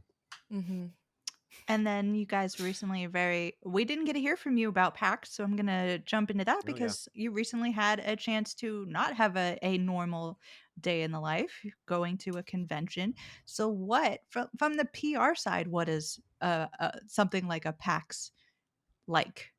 Exhausting. It's a whirlwind. I'm like, yeah. What do I remember from PAX? I do remember karaoke. Yeah. I remember karaoke. Yeah. Okay. The last like vivid memory thing before. you remember. What's it like to run a booth? How Wait, like quick side tangent. In the middle of the shitstorm that was Blue Ridge, we were like in the middle of the storm. We had like barely any cell service, but I saw Janet's tweet go through of the video, and Kelsey was like, "This is saving my life right now." That's so good. I'm glad. I don't know. You want to go first, Jen? Sure. What's it like to run a booth? I'm like, what was it like? PAX. So PAX was interesting for me. I if y'all didn't know, I do have a lot of different roles I hit in the game industry. So PAX was unique because Spirit Swap, we did have a booth there, and for Spirit Swap, I'm the co-owner and like producer for the game. So I was like the one doing a lot of the logistical organization, reaching out to folks like Mike and Janet and being like, hey, we're at PAX. Would you like to cover the game? And making sure that the team is prepped and has everything they need to successfully like demo the game in front of folks. So that was like one element of running the booth. Because my day job with Kepler Interactive, we also had another booth there where I was very, very hands off, but just came in to meet the team. Pacific Drive is the team, or Ironwind Studios is the team. Pacific Drive is the game. And so Sorry, for I missed my me, appointment. that's okay. Blacklisted from the email. Yeah, don't let this Never man into speak your to game Mike again. Put his poster up on everything. The video was Mike on a Lime scooter because I realize not everyone's reading all of our tweets. And so part of my time was also going and just meeting the team, seeing what the demo looked like, seeing the reception from the players, and getting a sense of also from the creators that I invited to play the Pacific Drive demo, like what did they think and how excited were they? Or maybe, hopefully they were excited. They were, fortunately, which is great. And then I also was just running around taking pitches because I also do a little bit of the biz dev stuff. So like I was talking to a lot of devs about games they have in development, not yet asking what engines they were really working in because that seemed like a moot point back then. Those were the days. And so, yeah, for me, running a booth was actually not necessarily being at the booth all the time because I was doing a lot of different things. So I think Mike could definitely take maybe more insight there. Funny enough, I was also running around like a fucking maniac. No, we I had do want to say that like I passed Mike's booth and I'll let him talk more about it. Almost every day. And I saw him like once out of 5 times I would pass. yeah, And the first time I did, I scared the crap out of him. So go yeah. ahead now that you've got that intro. Yeah, so this is my first time exhibiting at PAX. I didn't really know what to expect. I knew like obviously we were gonna set up appointments, we were gonna explain the game to folks, get feedback, so on and so forth. But I didn't know much beyond that. So um got in on Wednesday, so a big part of it. So the game was Mirthwood. My job, Vicarious PR, we also have V Publishing. We also publish video games more on the RPG side of things. So we try to focus on one game at a time, and Mirthwood is our baby right now. So thankfully we were able to. The devs are in Seattle, so we're like, why not? Let's get a booth. It should be beneficial, so on and so forth. So weirdly enough, the East Coast boy was the first one to get at PAX. I don't know why. Everybody else at the booth was a Seattle local. Uh, so getting on Wednesday. So a big part of it is setup before PAX even begins. The setup portion was a lot. A lot of missing pieces that we ordered and broken monitors and different components and just weird. Also, did you guys talk about when I We wasn't on did about read the your 2 building thing? Yeah. we Okay. read your ghost, but if you want to Yeah. reiterate in your voice, I would love to hear it. So yeah, everybody who arrived at PAX, and maybe Jenny, you had this knowledge before most of the people did.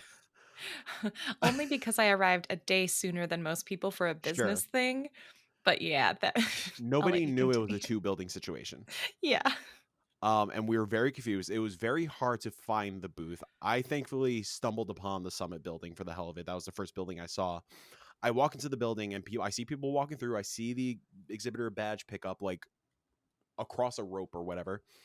A man stops me, a security lad. He's like, "Hey, do you have your green wristband?" I was like, "Sir, what the hell is a green wristband?" He's like, "It's a wristband that goes on your wrist. It's green." I was like, "Okay, where do I get one? What's it for?"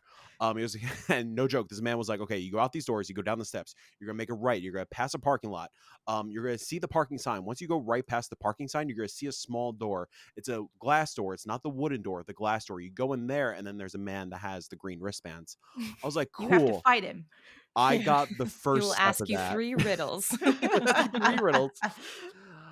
I was like, cool. I got the first part of that. I'm gonna walk out that door, make a right, and figure it out from there. Mhm. Thankfully, I saw folks with the green wristbands. I was like, hey, where'd y'all get those? And they're like, hey, right there. I was like, cool. I walk in, I say, halo, whatever. Can I have these wristbands? And I'm ready to like pull out my ID or something. And he's like, here, sure, yeah, have them. I was like, cool. You don't need any information. I could just steal these things. Great. That's a lot of facts. Is You realizing had to that get no one's past all verifying of the information. once you got past all of the The riddles. criteria Yeah. and obstacle courses and things. They're Uh, like, And I asked him, I was like, oh, so is the easiest way to get back to Summit, like out this door and like just go back down? He's like, oh no, there's actually a super easy way to get to the exhibitor booth. You go through this sketchy ass hallway, you find the freight elevator, and you go up to the second floor, and then you're in this warehouse, and you go straight and to the right, and there's the exhibitor booth. I didn't know where the fuck I was. I ended up in the tabletop section, thankfully, some form of civilization. I eventually saw somebody with an exhibitor badge. I was like, hey, where'd you get those? And they're like, oh, hey, yeah, right out that door. I was like, cool, thanks. Anyways, got the badge, was able to get to the booth set up. Things were a mess. It was like between like a bunch of different rental companies. Jenny might have a different experience because Soft Knot Week, PAX Rising, it seemed Right. like PAX Rising was like already kind of just like set up and good to go. We had a very smooth load-in experience compared Yeah. to you. cut from Mike's like had- jumping over turtles or whatever to Yeah. like Jenny just sipping tea in a booth. Exactly. I was like, we had just drinks, we had air, Must we had a be fan, nice. like it was great.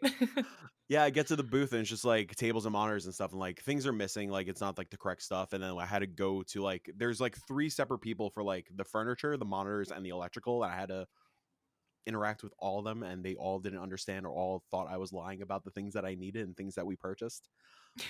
Long story short, things got figured out, whatever. Anyways, the other part of it was that Summit was going to turn off all the lights.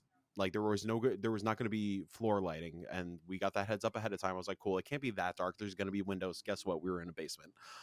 It was so dark in there. So on Thursday, they're like, okay, we're going to test show lighting, turn off the lights, pitch black.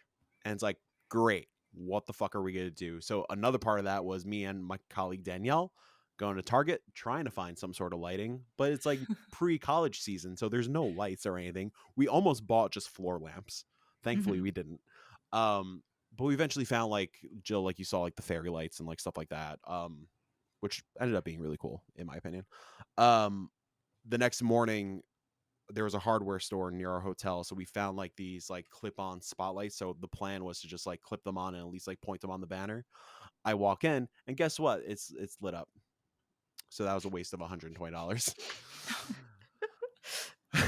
But Fun. yeah, thankfully, Vicarious PR also had Biomorph on the floor. They used one of the lights to like light up their little character. It worked out. It was great. But yeah, actually working the booth, it was the way we planned on doing it was like the morning we were going to be completely free, but me and Danielle were going to be completely free. We weren't taking appointments. We were only taking appointments from 12 p.m. to show floor closing at 6 p.m.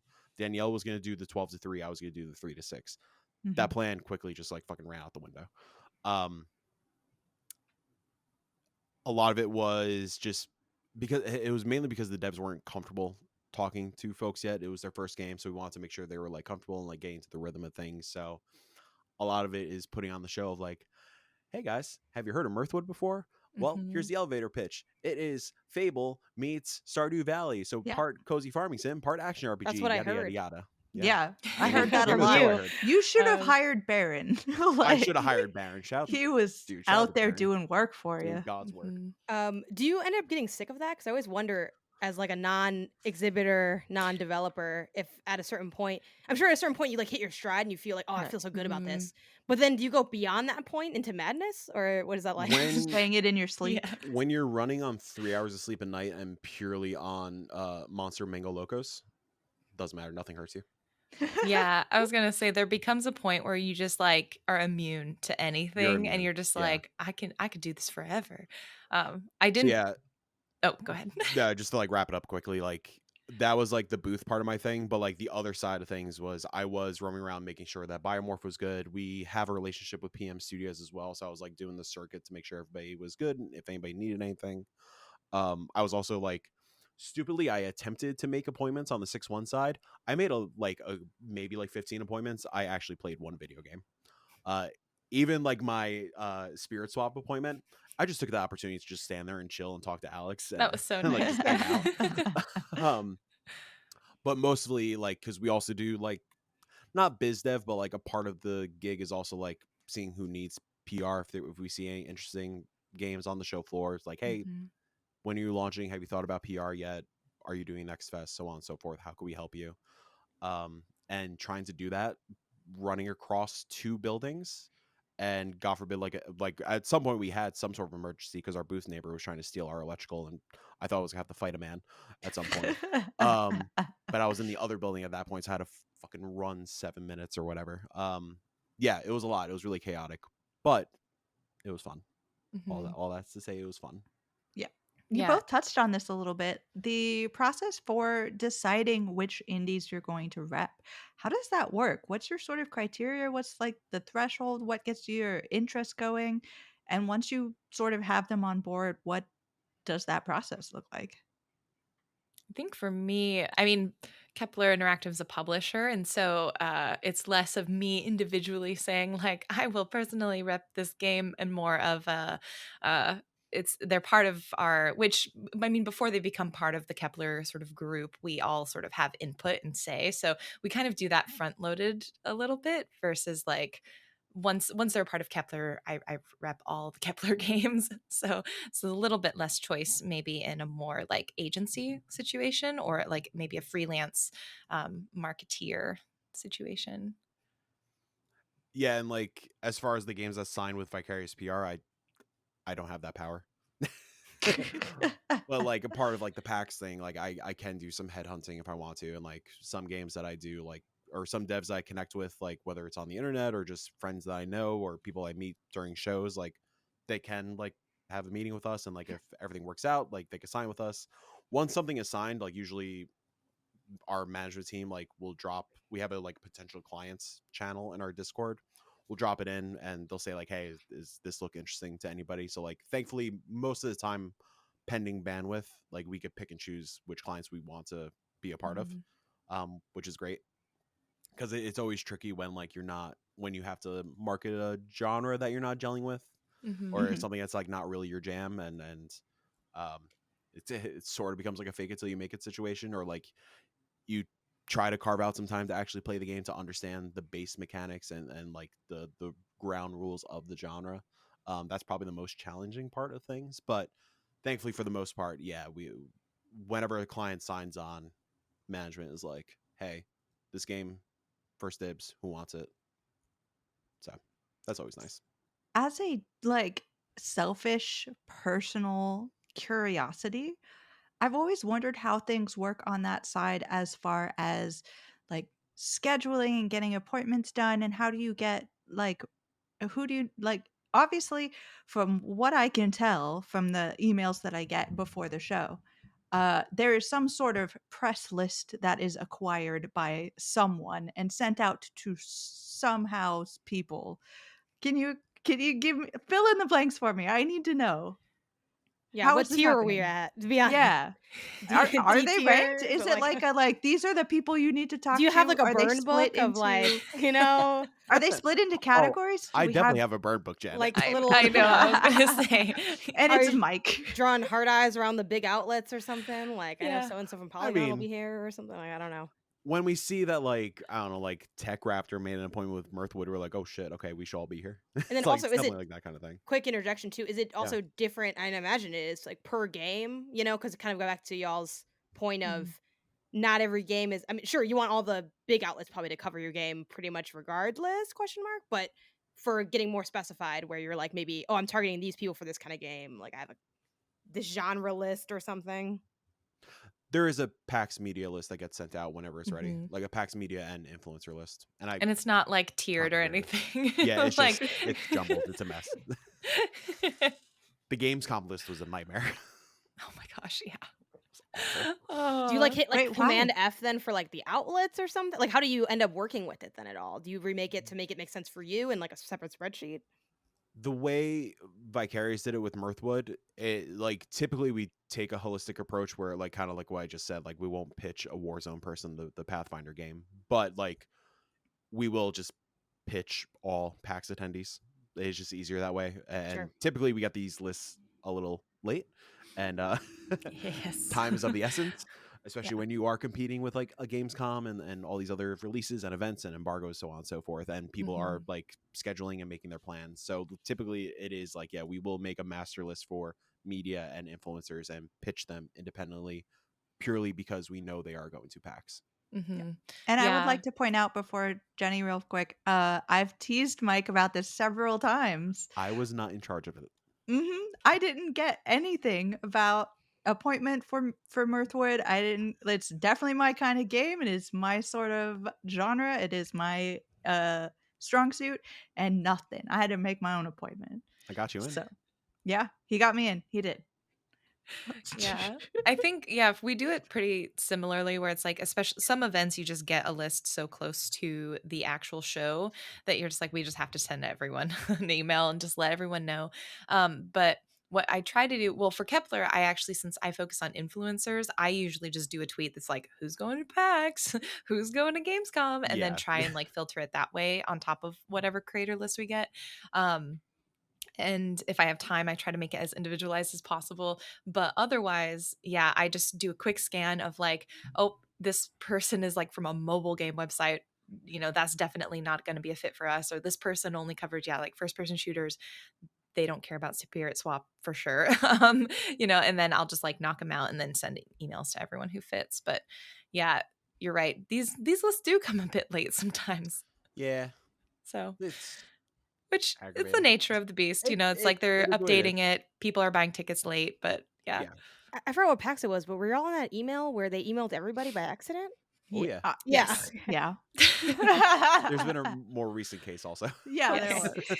I Oh, wrote Mike. I man. was like, Mike, BCC versus CC. Watch out. Oh, Yeah. my yeah, God. keep an And eye like on that that. chain was going forever. It was going for a really long time. Yeah. And it was- yeah. It was funny at first. I was DMing And him then about it it. wasn't. I'm like, I'm glad you said something. Don't let them try to shame you. And it's not always time for fun. That's what I always say. Like, people have too much fun sometimes. Yeah. Keep it out of Gmail, okay? I don't go to Gmail for fun. No, I go it's to get out. true. I go to the no pussy zone for fun. Yeah, exactly.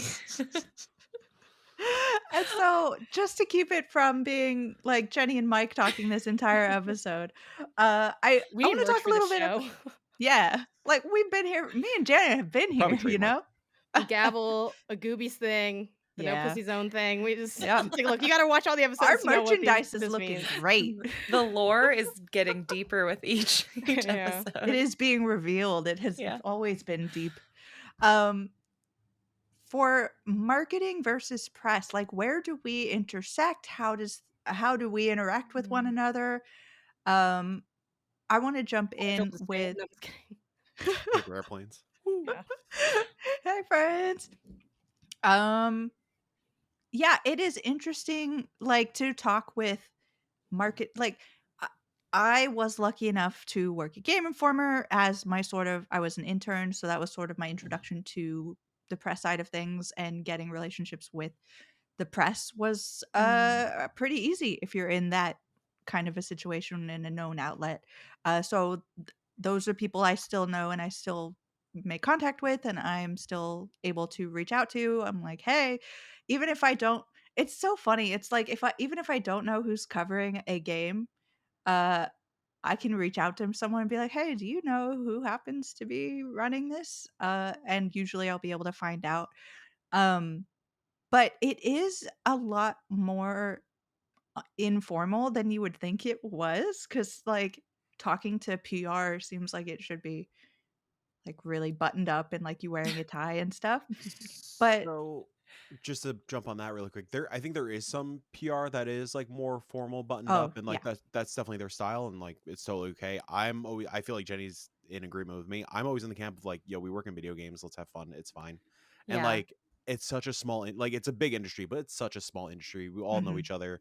Once you have that relationship, it's pretty easy. It's like, hey friend, you want a key? Cool. Just try to talk about Yeah. it real quick. Yeah. Exactly. I feel like my emails have gotten like I'll usually at least send out like a formal looking email with the boilerplate and the press kit and the Yeah, links. of course. But oftentimes with folks that I know, I'll just be like, yo, are you into Yeah. this? Okay, cool. Yeah, Just and check your email later. especially if I'm sending it to like the blanket like IGN email or whatever, like I send like the form, or like people I don't have like that kind of symbiotic Right. relationship with, like yes, Yeah. I will send the formal, like I still try to keep it like somewhat casual, like I'm not trying to Right. be a robot, but yeah, I mean like Jill, I tend to like just to pull back the curtain a bit, I just DM you. Yeah. Like I He don't literally stopped bother. emailing me a Yeah. while ago. He Yeah, was just like Jill, sometimes you want this? sometimes I do, like if I'm in a rush and I just like I like hit like the indie tag on our system, like oh yeah, here's all our indie folks, bam. I know people Yeah. who I worked with on the press side who have moved over to the marketing side, and every time I get just like you can tell it's like a blanket email, because it'll be like, hey there, influencer or whatever. Like normally it's better than that, but a lot of the times I won't even interact with whatever the content is. I'll just be like, hey, it's good to see you in my inbox. How you doing?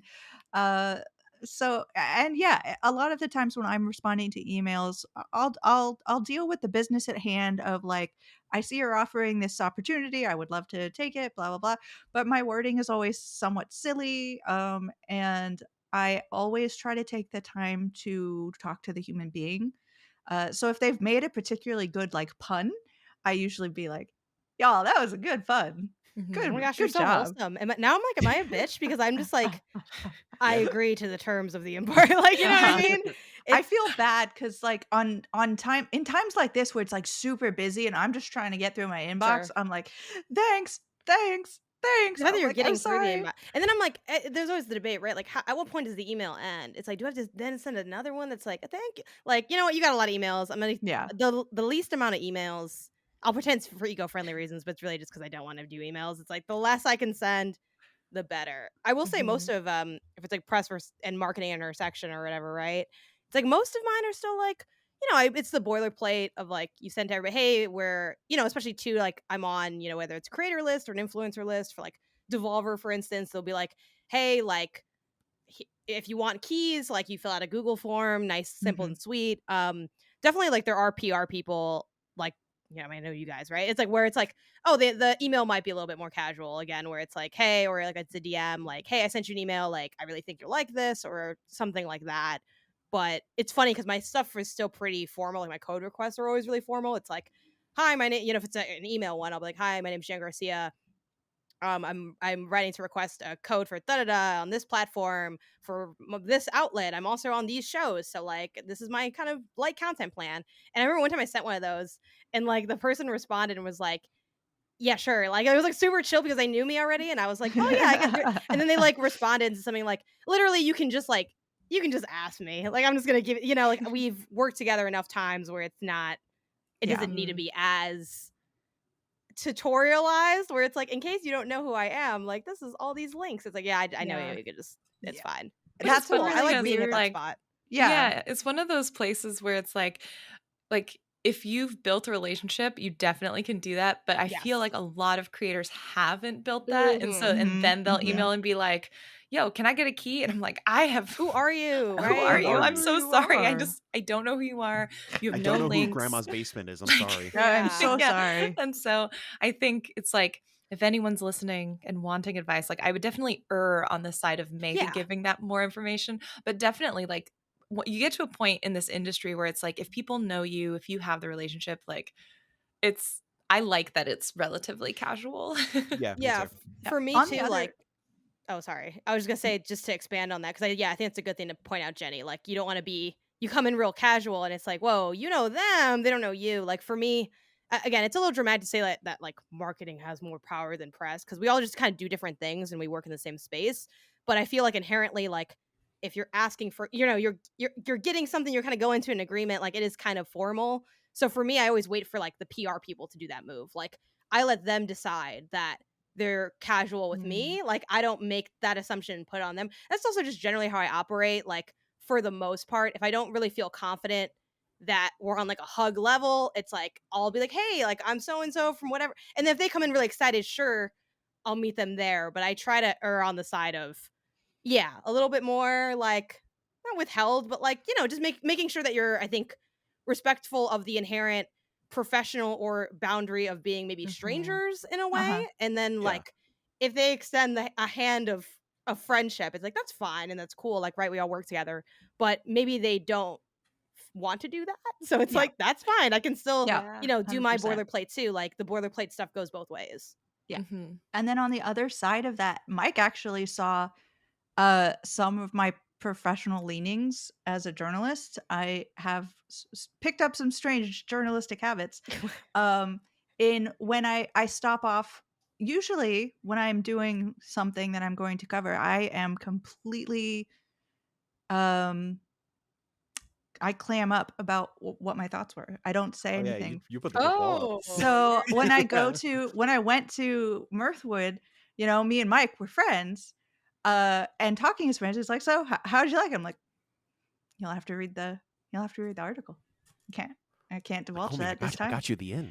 The exclusive in. Yeah, because there is even if you are friends and even if there is a close connection, there is a separation between press and marketing. A lot of people don't quite recognize that. I mean, obviously the joke that some people believe for some reason that like we get paid to give reviews or whatever, which is 100% not true and absolutely ridiculous. I slipped Jill $10. What do you think now? That is a joke. That is a comical joke. Comical joke. And there is that separation, and I do like to preserve that, especially since early on in my career I've had some issues with giving feedback early, and having some demands on my time or demands on my writing that were not appropriate. Oh, damn. Yeah, it can be a slippery slope. So I do have a tendency, even though I'm like I feel like I'm usually pretty personable and I'm like having a great time, and like if I'm enjoying something, I'm commenting on it a lot. But I tend to keep my opinion of the game quiet until I either don't cover it because it wasn't something I enjoyed, or I like come out and I'm like, this is a great game. And they're like, whoa, we didn't know you had any good See, I opinion feel of like this you're game. stronger than me because I could never be like, you have to read to find out, or you have to check the site, because I don't know why. I feel like I couldn't. I just give like, well, again, if it was Mike, I would tell. Personally, I would, if I knew them and they asked me like, hey, like, what's up? I'm like, okay, do you actually want me to say what it is? And then I'll just tell them I'll just tell you straight up. Like, we can step to the side if Yeah. you want. But because I feel like people are, again, audiences are different. Like, I think within the industry, obviously there can be unfortunate times where maybe someone's not a big fan of a more negative bit of feedback. I think I have seen that happen as well, but it's like, okay, if we're friends, like, sure. If we're not, I'm like, oh, like, I mean, if I liked it, I just say what I liked about it. And if I didn't like it, I say something that is factually true about the game. I'm like, Mhm. oh, Mhm. I didn't think this would have platforming in it. Yeah. Interesting choice. Some Like, some of it too for me is probably fairly selfish, but it's like that's not my job. no, for Like sure. Yeah, I agree with that like too. I'm like, I hey, you want a consultant? Because I do that yeah. too. And it costs a lot. Consulting is a job, and I know Yes. people who do it, and you can talk to them, and I'm like 100% total due respect to everybody. So yeah, but there are times that that's been pushed a little bit too far for my liking, and people expect you to do something for them that they should be paying for, but Yeah. you know, uh Yeah, Mike. What not the that. hell? Yeah, Mike, get out of here. How dare you? You think $10 is gonna cover? On the PAX show floor, that's a whole can of Dasani. Oh yeah. Don't get me started That's on those so water weird. prices, man. I dropped $7 on a bottle of water at the hotel, and I was like, Listen, don't this get me is- started on water in general from the past weekend I just had. What is water? I DoorDashed 3 bottles of Dasani water from McDonald's during PAX alongside my quarter pounder meal. Dude, at the Warwick, I was desperate for water, and they tagged the Fuji bottles so they know if you take it or not. $6. Ugh. And it was like Wow. it wasn't a big Fuji. It was a little lad. I was like, and there was one night the head was pounding. I was like, man, all right, fine. That's how they Take it win. Just $6. stick your head under the faucet. But no, thought about honestly, it. adding it to the adding that to like your dash order, I'm like, that's the life hack. Because I'm like, I don't know where's the is. CVS by here. I wanted to get a pack of water when I got there, never bought it. Never. Yo, I DoorDashed 8 cans of Celsius, 2 per day. My first moment in the Warwick Hotel. There was a CVS across the street, but I still DoorDashed the 8 cans. And on that lovely note, everybody, let's move on to games we've been playing, real because some of us quick. have actually nope, yep. I forgot like a super important thing with like Super important. It's not gonna be. it is play Goobies. That's the important thing. Are you serious? Okay, no. A big part of our job, like me and Jen were saying, like we have to build lists and like find creators and media folks who we think will enjoy the games. Please make your email as easily findable as possible. Yes. Oh my god. So like that doesn't mean just hide it behind the YouTube insert email thing. You get 10 of those a day. You get 10 of those a day per email address. So once we hit that cap of 10, we're locked out for 24 hours. So like if your email is not on your Twitter bio, Instagram, whatever, I don't know how to contact you. Especially nowadays, if you're not paying for that Hot X subscription, we can't DM you. Which also, though, I you can hate- change that in the settings to let it's auto set to blue subscriber DMs only, but you Okay. can change it. But also, a lot of people haven't changed it, so you're not Yeah. wrong. But I did want to shout out that if you Sure, haven't sure. changed that, also definitely change that. Mhm. But yeah, Yeah. emails and bios, please. Please. Random. This is like so tangential. So sorry, but I want to say I'm 'cause ready. it's like it's something that kind of like came up, and I think there's this really interesting thing, and I found it especially with this game that I'm currently working on with Eternights, where there were like a couple of creators who like played the game and they're like, actually, this isn't quite my vibe. And what I really love, and like was super proud because I was like, yes, this means we're like close enough that they trusted that they could say this to me, is like they had emailed me and been like, hey, I got a key, thank you, but I'm actually not going to cover it because XYZ. This is like, these are things that I just didn't vibe with. And I'd rather just like not cover it. But I wanted to give you this feedback just to like let you know so it's on your radar. And I was just like, I love you. Yeah. It's so nice. And so like, I don't know, for folks who are listening, and if you're finding this to be like a good place to get insight on like how to reach out to PR or influencer people, and how to work with them, like you don't have to try to make yourself like something you don't. And if you We're find human. out, yeah, if you find out you don't like it after you start playing it, that's totally cool. You don't have to force yourself to make content just because you took a key. Like, obviously, we would love it if you did like it and create content, but I much value people who are like willing to say like, this isn't my thing, let's work together when you have something that's my thing. And I I love have that. one last question. I know we keep extending this segment, but I Yeah. have to ask because I've always wondered this and I've never had a place to Mhm. ask it.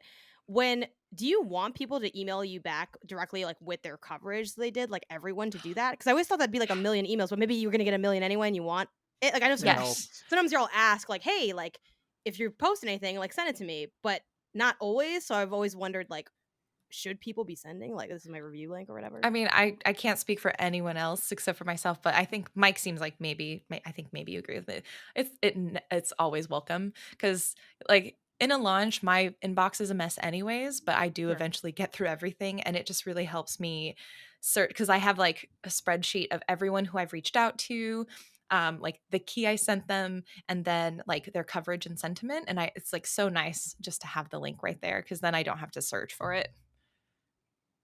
Yeah. Cool. And same goes for like coverage plans and stuff like that. Like Yeah. if you like Janet, for example, if I sent you a key for Goobies and you were super into Goobies, like you were ready to join the Goobies gang, you were just so Yeah. stoked to hang with your boy, Oogly Googly or whatever the fuck his name is. And like I sent you a key, like even like that response of like, oh, thanks, super stoked to check it out. I know that you're gonna at least check it out. Sure. Mm-hmm. Yeah. Even if I'm going to check it out like 8 weeks later. It's like, And look, yeah. Sure. It's It's fine. or so- entirely my finally got intention around to. to it. Yes. Yeah. My intentions finally solidified 8 years later. Speaking of solidifying our intentions, I thought that was a good transition. That's a word I'm No, looking good for. trans. Good trans. Yeah. Games we've been playing. Let's jump in. I've actually had some time now that we're a little bit past PAX to get some games under my belt.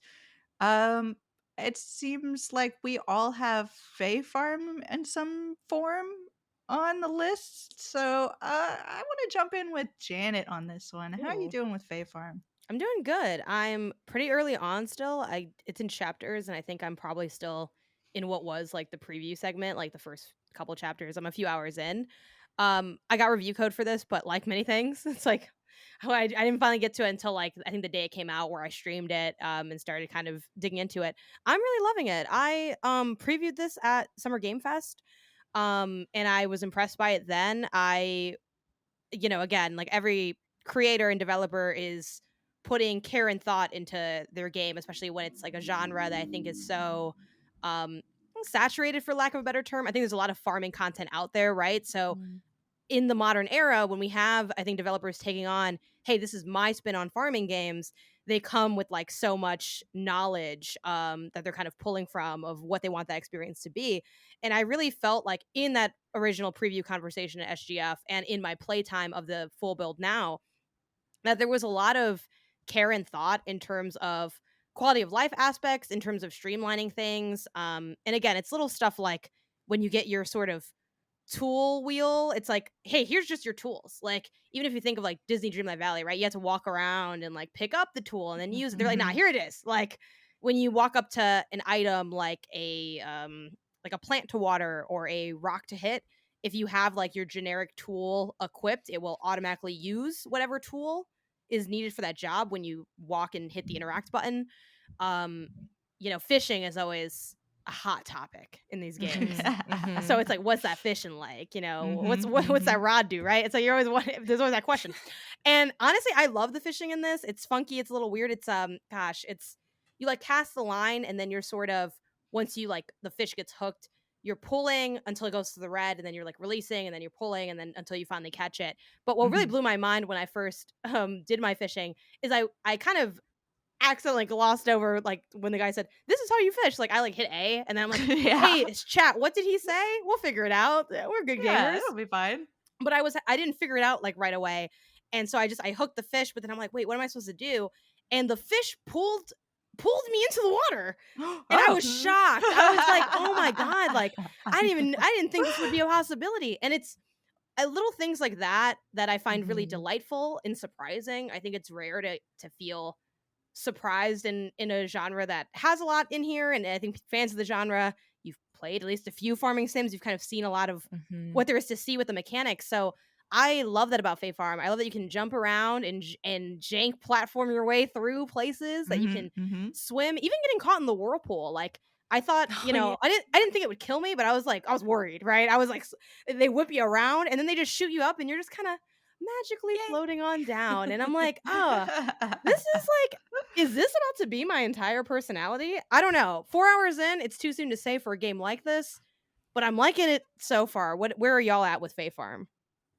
The level of polish in Fae Farm is pretty astounding. Like it feels so good to move around. I love like jumping is interesting, especially because you do get like different sort of like, I don't know the word for it because I'm not an animator, but like the jumps depend on sort of like the physics of if you're running into it versus walking. And if you've jumped off something, sometimes you flip, and it's just like the detail and polish is amazing. I am very much enjoying my time. I'm really curious because to me, the one element that I'm like hasn't solidified for me, hasn't really gelled in is the social aspect of like talking with the villagers, having interactions feel meaningful. I think that's where I'm not quite finding the sweet spot yet. And I don't know. I'm also about maybe 4 to 6 hours in. So I think I'm about where you are. And I'm hoping it opens up a little bit. But right now the dialogue feels like I feel like read the same dialogue about finding mussels on the beach like so many times. People are repeating things, and I'm not really getting a true sense of personality, with the exception of like there's that one character who looks kind of like the wizard guy. I'm forgetting the character's name, but yeah, so I think super, super fun. I'm going to spend a lot of time in it. The customization's really good. I love that you can just instantly, like, you have to unlock colors and purchase palettes and things, but like you can change the colors of different furniture elements and your floor and the walls, and it's so cool. Your clothes as well. But yeah, I think there's systems that I'm like, oh, I'm really hoping that this expands a bit more as we get into like the actual meat of the game.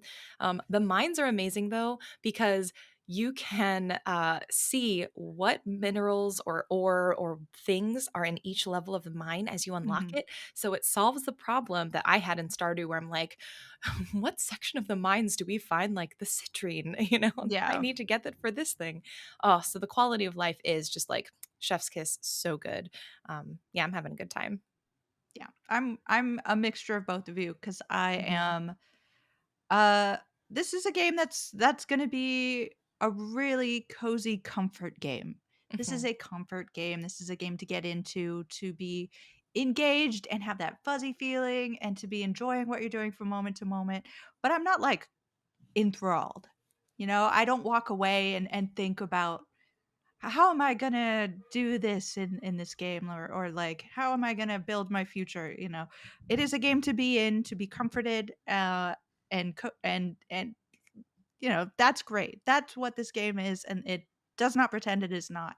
The thing I want to address is something Janet brought up on Kind of Funny Games Daily. First of all, she made me the arbiter of all things indie, so thanks for that. That's a lot of It's true. pressure. Someone But has to do it. also we have some questions about Phoenix Labs and how they getting that money. Yeah, these are rich people. Is the thing. These are some people who are like, they had a PAX booth and it was amazing, fantastic job whoever put that together. They were the lanyard at PAX. Like they showed up at Summer Game Fest. They have been like getting themselves out there. The awareness of Fae Farm is so much higher than I thought it would be, Like, to y'all, the point. I've seen those Summer Game Fest prices. Whew, That's what I they got heard they got they got fucking money. because the lanyard's what sent me over the edge for it. Because I saw it at SGF, and I guess I didn't think much of it. Again, I'm just like like I'm just pressed. I'm like, I'm here to just play and talk about stuff, which is hard work. I'm not disparaging that, but like I'm not running that other stuff in the background that y'all like immediately clock from looking at it. So what got me was the lanyard, where I'm like, Yeah. wait a minute, I'm like, That costs money. whoa, this has to be Mhm. like that. And then again, then you start to see it all differently. Where I looked at their setup at PAX, and I'm like, it's a lot of square feet. It's a lot of little Yeah. props. It's a lot of decor. And again, they did a great job. Great job. And it's awesome that they have those resources for Oh sure. yeah, amazing. But I'm like kind of blown away by, I'm like, whoa. I think I even saw them have, I'm going to try to look it up. I feel like they had a couple like paid sponsored spots on some like pretty big websites too. And I'm like, they got the sponsor Wouldn't budget. be Like, surprised. Yeah, it they're was, Yeah. sponsoring. it was, So- they had a press, the freaking influencer thing. It's raining Fae Farm. And I'm like, holy cow. So now that Jan has pushed me upon this pedestal of coming down on topics like this, I did look into the rabbit hole, and I will decide these are indies. This is an indie developer. They developed and published it themselves. They are not owned by anybody. They have their independence as of 2023, early this year. They are completely independent. It does seem like the developers come from big places like Riot Games and BioWare and Capcom. So it seems like they are in a good position to have connections, to know how to do tech funding. So they are playing that system real well. So Hey, is indie. Boom. Gavel. hey, if you want some good quality content from the indie in our what'd you say, Indie Arbiter? Sure. Yeah. Sure. Indie Arbiter and friends, hit us up. We broke. And we'll talk. Yeah.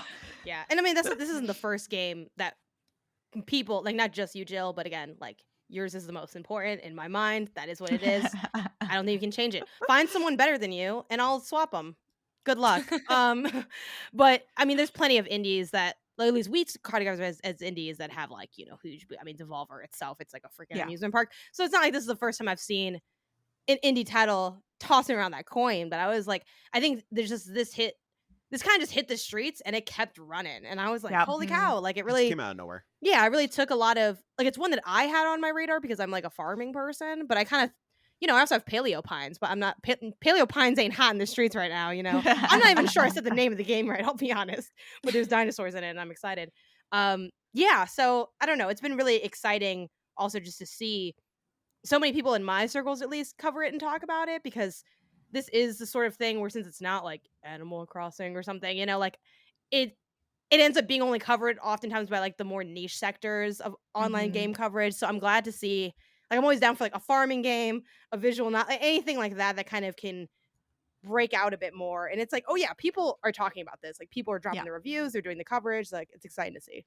Mhm. Another game dropping reviews and getting coverage right now I'm super excited for is Gunbrella. Like, Mhm. I have my review up right now. If y'all have any interest in this game, you should be playing it. It is fantastic.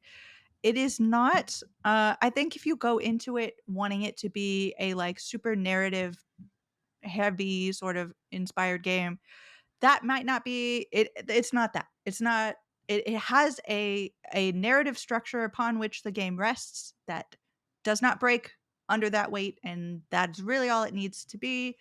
It is so much fun to play. It is clever. It is witty. It is funny and dark and really gruesome sometimes. So yeah, go check it out. I have enjoyed it immensely. It took me about 7.5, a little over 7.5 hours to roll credits, so it's not a huge game. It looks like Mike, you got to play a little bit of this too. Yeah, I jumped in a little bit today. I think legit like 45 minutes or so, but it's such a delight to play. It just feels so good. It's so Yeah. fun just flying around in the world and then like catching like a great angle on a dude, like, and just striking down from the top. It's so good. And like, yeah, it's not something that's gonna grab. I mean, like, there is some intrigue and mystery in there, but it's not something like heavily reliant on the narrative to some extent. But like, what's there, I am interested in. Like, the characters are all fascinating to talk to, and I love the quest structure so far. And yeah, I'm excited to just make it my entire personality for like the next week or so whenever I find time to play games. Also, Josie from Doing Soft is a delight, and I'm glad that like he's getting all the love and attention that the team deserves. 100%. When I said hello to him at PAX West, just like a quick like side thing, saw him from like first off, like I see Paul from Devolver, like one of the main marketing dudes from Devolver. He's taking a selfie with Shu, and I'm just trying to distract him. Like, get in there. Shu is everywhere. He's everywhere. Yeah, I saw him and I wanted to dive at him and get a picture, but I didn't. I briefly saw him. He was definitely like end of day. He was on a chair just chilling. I was like, oh, quick hello, and I'll leave him alone.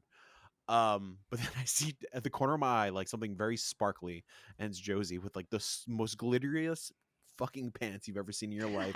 Oh and, yeah, and the long lamb, just like him chilling with the long lamb. He was like, "Hey, buddy." He mentioned those pants when I met him the next day. Dude, they were great. That he was rocking this like the sequins.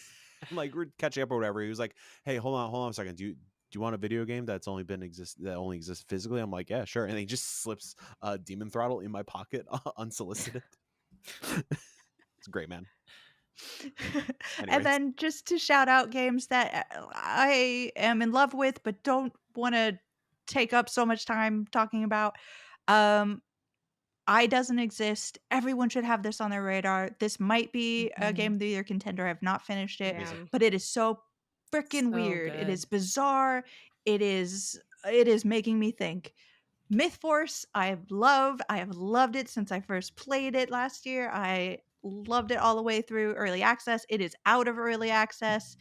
So beautiful, so much silly fun. Killing mushrooms. Yeah. And then I also want to shout out Chants of Sennaar. Sennaar. It is unique in a way games usually are not, in a sort of like Signs of the Sojourner sort of way. Cool. You are playing essentially in the Tower of Babel, with the idea that nobody can speak to each other anymore. It is post punishment for hubris. You are not able to communicate, and you are slowly piecing together. It is a puzzle game where you are piecing together how to talk to people, and it is amazing. So go check that out. Janet, what else you got on your shout out list? I just have Goodbye Volcano High, which I think Mike you're also playing, right? Yeah, I put like an hour in. I finished the first episode. Okay, I think I'm like 2 or 3 episodes in, or 2. I don't remember how many episodes in. I spent like 2 hours on it. This was one that was like I've been watching for forever. This was one of the meme ones of like, when are we gonna see it again? And yeah, I was excited for this because I just like anything that's kind of story driven, and the vibes seemed cool. I was neutral on them being dinosaurs. One of my colleagues You're just so stoked about dinosaurs with Paleo, whatever the hell you're playing. Yeah, but Paleopines, I think. Well, assuming that's sorry, Paleopines people, if that's not the name of your game. I think that's how you say it. I think that's what it is. Right? I should just Google that at some point, but yeah, well, it's because like one time one of my colleagues once said like that the art reminds them of deviant art, and I've never been able to unsee that. So I'm like, oh, you're kind of right. Not that people aren't doing dope stuff on deviant art. Yeah, deviant artists don't come for me. There's like the spread is wide. It's just okay, but here's what I really need to know from you, Janet. Yeah. What do you think about Mango? Mango. Isn't that the little worm? Yeah, or the worm? Yeah. They're cute. Yeah, like I'm down for like a little worm weirdness. So the TLDR of my thoughts on this game is it didn't really end up clicking for me. I don't think I'll continue it just because the space is I'm so like backlogged that I'm like, I would love to see it, to see like maybe my opinion changes over time. But yeah, like I think just there's some really cool stuff going on with some of the presentation stuff, the UI, the overall premise of, you know, high school ending being like the end of the world, and there's being this kind of like end of the world actual threat, and there's aspects to it that I definitely appreciate, but I think just the drama wasn't like juicy enough for me in those first 2 episodes, and the rhythm aspect, I didn't really love the feeling of it. There was some like interesting sound design choices with kind of how they show when you like hit a sound versus it matching the song. I felt like they were a little mismatched at times. The timing felt weird for me too. So I did like the music though, like the actual music from the bands, like from that, like, God, what's it called? Worm Drama's music I actually really did enjoy, which isn't always the case. It's a great sentence. You know, like when we are okay, like I like some of those tunes, but then other tunes I really hated. In this one, I'm like, oh, all these songs are like super cool. But yeah, it's kind of where I landed with it, which is a little bit of a bummer, just because when you have these indies that you're following for so long, and then you get them, and then you don't end up liking them as much as you thought you would, you're kind of like, damn, well, another journey to have, Little Devil Inside. I'll see you in 2025, baby. Let's go. But Mike, where are you at with this one? I really love it so far. I actually earlier today I was watching the PS I Love You with you and Greg talking about it a little bit. I know Greg said he didn't really connect with it because like the whole band high school thing was never his scene. Sure. Like I said earlier, I've been in and out of bands my entire life. Like this is literally me in high school, like spending my summer writing songs and like trying to get on Warped Tour and like doing the Ernie Ball Battle of the Bands thing and all And being that a stuff. dinosaur. And being a dinosaur. That's most I don't like important the way their relation. tails stick out of their pants too bothers me. But like I know it's just artistic choices. There's a hole. It's fine. I know, but then also like the headpieces that stick out of the hair, it's like they have wigs on. Anyway, Wow. sorry, continue. Wow, discriminating against dinosaurs. Jeez. Yeah. Can't believe we're here. No, so all that stuff, like it's really connecting with me. Like it feels really authentic. Like it does feel like the devs. I think Greg kind of alluded to this also. It feels like the devs went through this shit and like it's hitting so hard for me. Like, yeah, that juicy drama is there for me. Like I feel the drama in terms of like, are they gonna nail the audition? Like, are they gonna be all right? Like, is JC gonna be a fucking dick to them and not like the song all of a sudden?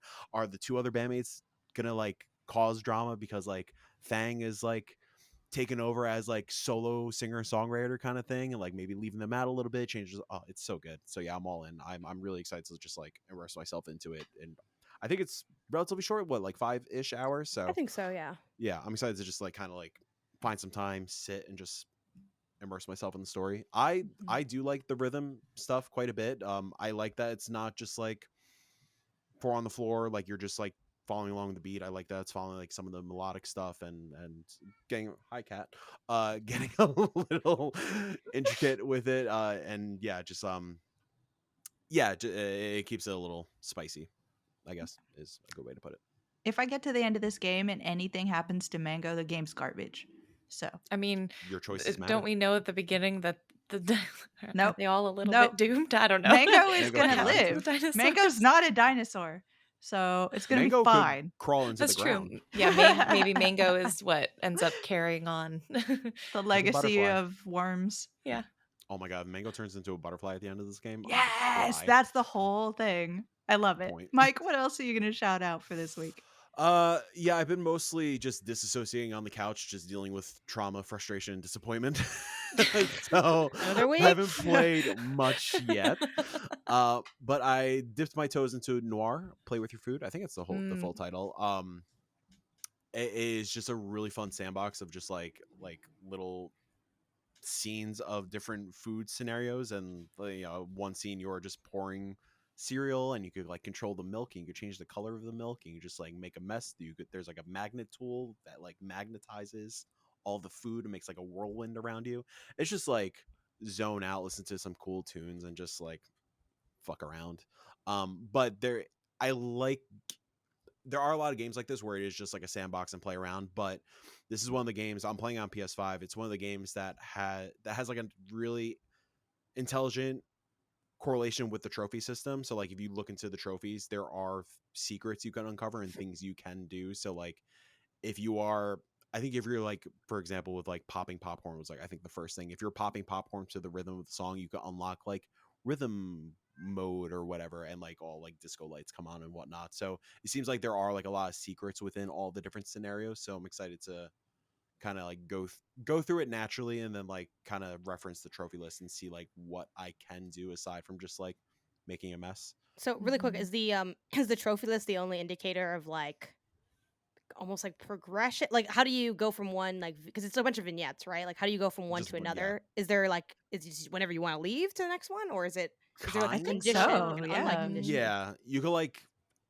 it's like the popcorn one, for example. Like once I popped all the popcorn, like it tells you like you could zoom out and then you zoom out the vignette and then you could move on to the next one. So like there's sort of a clear indicator of like when you finished it, like when you put all the cereal in the bowl or so on and so forth. But like it seems like you could pop in and pop out whenever you want. Cool. This is another one with Volcano High. Like this was announced for PS5. In development for a long time. How's the DualSense stuff? Because I know that was wasn't that a big thing they were talking about, or did I hallucinate that? I haven't noticed anything really yet. That hasn't really Maybe stood they never out. said that was a thing, and I'm just like, I don't know. whatever. Yeah. But, okay. I vaguely remember a little bit about that too, though. But yeah, maybe I'm just like wishfully Can you pour the thinking. milk again and hold the controller to your Yeah. ear and tell me what you feel? Do it right now. Go ahead. You ever Open touch it. a No, controller go and get it feels like a bottle of milk, Just Yeah. A lukewarm bottle of milk. Yeah. But yeah, it's cool so far. I'm excited to kind of like, it's a good like late night. I had a long day. Let me just zone out Mhm. and throw hot dog buns against the wall or some shit. Like I Yeah. don't know. I don't know if that's a scenario. The one thing is, you have like a tool set. Like you have like this magnetic thing. That's like that makes like gravity wells around you. There's also like blow torches and stuff like that. Mhm. Some of the tools are a little hard to like. So the control scheme is a little wonky. Like it's not Yeah. like the most like easiest thing to kind of navigate, I guess. But that could just be like I legit put like 25 minutes into it, so that could just be like a No, I get noticed used to that a kind of little bit thing. as well. Yeah, But it just feels a little weird. It feels like it could have been constructed a little better, but it doesn't take away from the fun. and have you jumped into Axolotl a lot? I played 20 minutes. Okay. Enough, Good. yeah, this is all today, by the way. Yeah, that came out like today. That's the thing. Yeah, If it wasn't it's the out bathroom, today. I was gonna hit Yeah. Goobies, I swear to God. But yeah, 'Cause these I, 4 like- games I have all played today. This is next on my list of things I need to pick up and write about because it looks absolutely hilarious. I love the tone of this game, and I feel so bad that I have not jumped into it yet. Yeah, it's a roguelite dungeon crawler. It's straight up Hades with all intents and purposes, like maybe without a lot of like the horniness. Sexiness. Like, yeah. Yep. You ain't coming across some horny axolotls. But it's really cute. It looks beautiful. It's not taking itself seriously. Like I mean, the opening cutscene, like they show like evil animals taking all the children and food and stuff. And then it seems like to be this like really dramatic thing. And then there's a close up of your main axolotl like just pulling up an AK, and it's like okay, but yeah, it's very similar structure to Hades. You are going room by room. You have a choice of like once you defeat a room or finish a room, you get a chest, a loot drop. It could be some form of currency, a weapon, health, so on and so forth. Then you have a choice of going through different doors of like, okay, do I want to go through this door for currency? Do I want to go through this door for a new weapon? Do I want to go to the shop? So if you played Hades, very familiar. It's just cute axolotls. The gunplay feels really good. It's like a top-down twin stick shooter to some extent, except with like the trigger is shoot, so it's not like fully twin stick. Mhm. The most impressive thing so far, and it's the reason I'm going to keep going back to it, this game, it has a child garden. Oh, what? Are the chows That's axolotls though? amazing. Or are Yes. they okay? Oh my gosh. Okay. Yeah. So throughout the world, like one of the doors you can find, you'll see an axolotl head, and you go in there, and it's this beautiful tree surrounded by Cute. water. There's a unicorn having lunch to your left. Oh my And you God, go to the- yes. you go to the bottom of the tree, and you grab a little baby axolotl leg. Cute. And when you go back to the hub world, there is like a little farm section where all your baby axolotls are, and you have to like each run, you have to like nourish them and feed them. And it seems like you could like just get a squad of axolotls to play with. I think that's like the end goal. But you hatch an axolotl, Like and a you killer spray 'em team? with, Do maybe, they come with I don't know. guns? Did the guns hatch Love out the eggs? this. You spray them with a little mist bottle because they're dirty, and then you pet them to make them feel welcomed. And if you neglect them, they won't feel happy. But are you an axolotl petting other axolotls? Yes, it's axolotl on axolotl action. Okay. Are you? Yep. Is it like the only kinda, anthropomorphication? Is it like a goofy Pluto thing kind of situation? Oh, Maybe. Okay. I That's a definitely little Until they scary, grow but I'm up and still they down. join you. Maybe- I'm yeah. definitely maybe the it's- dad of these axolotls. Okay, so 'cause maybe it's more the okay. adopted dad, Yeah. because I found them Got it. with Yeah. the unicorn. I don't know if the unicorn. Not the was there with them. stepdad, but the dad who stepped up. I got you. Yeah. Yeah. Mhm. And like they're all like the axolotl. The two I found so far, there's like a corgi axolotl and a banana axolotl. This segment is my What? favorite thing on Yeah, any this show is I'm on. absolutely. I'm so sad I haven't. It's okay. So there's a jumped in so unicorn I having can't talk lunch. to this. Also, you have this cereal, right? You pour into a bowl. Boom, you're done. Next level. Yeah. Boom, indie games. They're so good. Speaking of Jenny, Bring us Um, home with the things you've been playing. Oh gosh, I feel like I haven't gotten the chance to play really much of anything new. Like all of these games y'all are listing, I'm like, I know I have a code for that. I have a code for that. I Yeah. Yep. just have A not lot of hopped unread in. in the inbox, yeah. Oh my god. But I have been playing, so I played The Room. Actually, I did like a sponsored stream for it last night, full disclosure, but I am now obsessed with this series. Like I already downloaded all the rest of them and I'm just like going to go through. It's like this escape box game. So if you've ever like everyone was talking in stream, we were like, have you seen the intro to Glass Onion, where at the very beginning of the movie they all get that like box that they have to puzzle through? It's basically a video game of like boxes and boxes and boxes, and there's like loose lore that I think they're going to continue through, where you're descending into madness, potentially like unlocking a demon or some sort of like otherworldly Cthulhu-ish esque presence or demonic presence. I don't know. I don't even really get the story. The puzzles are just so much fun. It's really tactile. I love that like you actually like pull the drawers out and turn the keys and move, the marble, and it's just, it felt so good to play, and the puzzles were not like based on intelligence per se. It was all observation. So I also never felt like an idiot complete. Well, no, I did feel like an idiot. That's a lie. But it didn't feel like it was setting me up for failure like some puzzle games do. Like I feel like when you get into like Myst or The Witness, sometimes you're just like, man, these devs really want me to like throw my head against the wall for a little bit, but that didn't feel like that at all with The Room. So I'm excited to hop into other ones.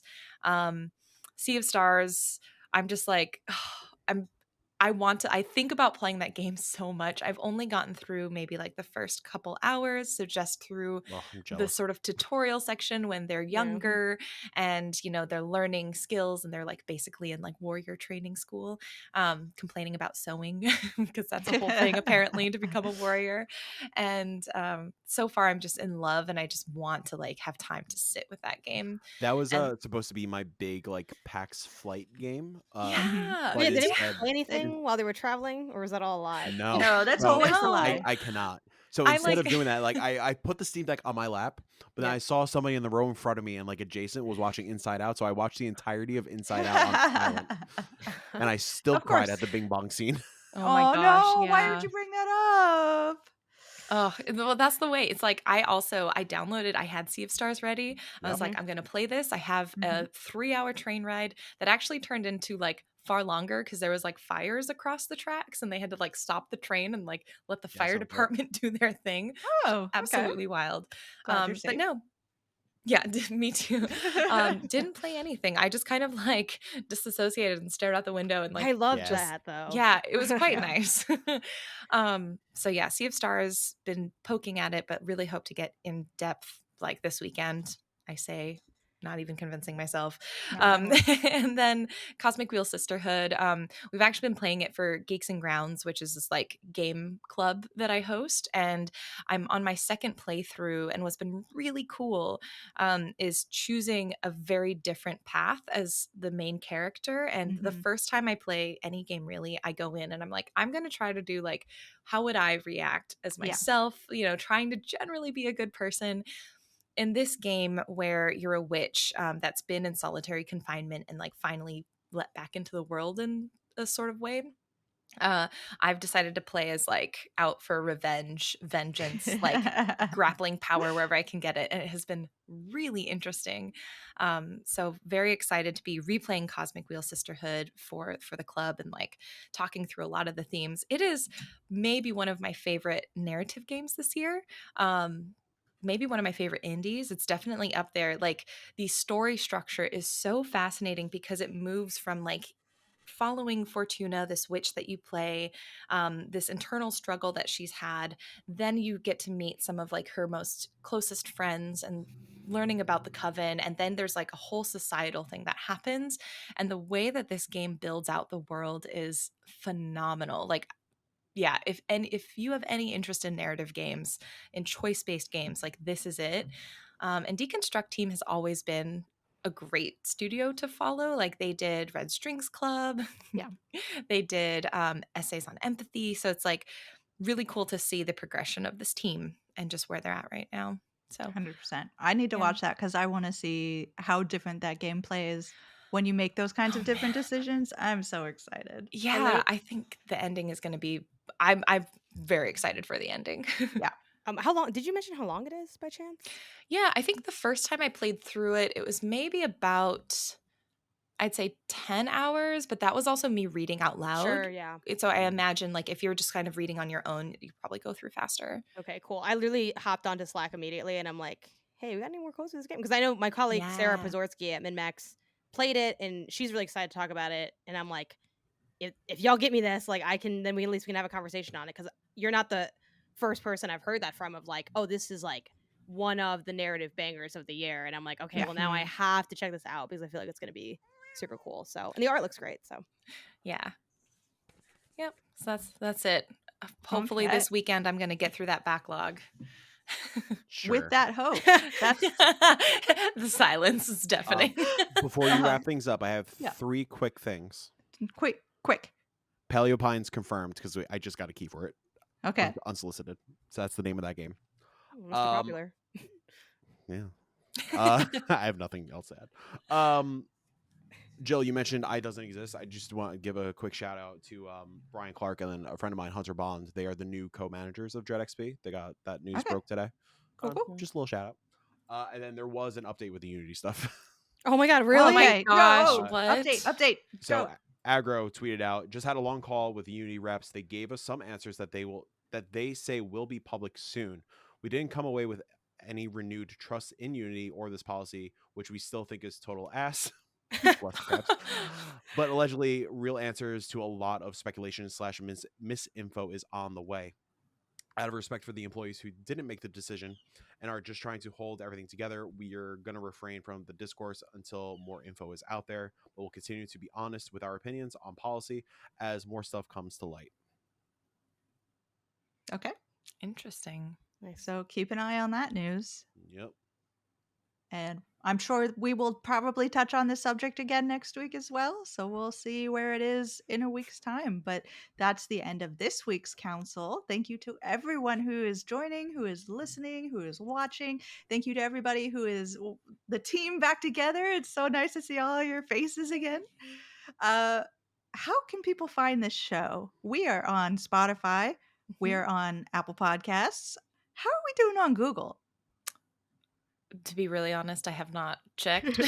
I think we should be at this point. I would be shocked if we weren't. It's just a matter of time.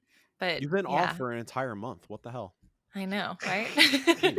I've just been sitting, staring, doing nothing. Yeah. When the show ends, Jay just powers everything down and sits in that same chair. Yeah, I just wait until the next episode. Yo, that's been my Monday and Tuesday so far. Well, this session is closed. Go play some indies.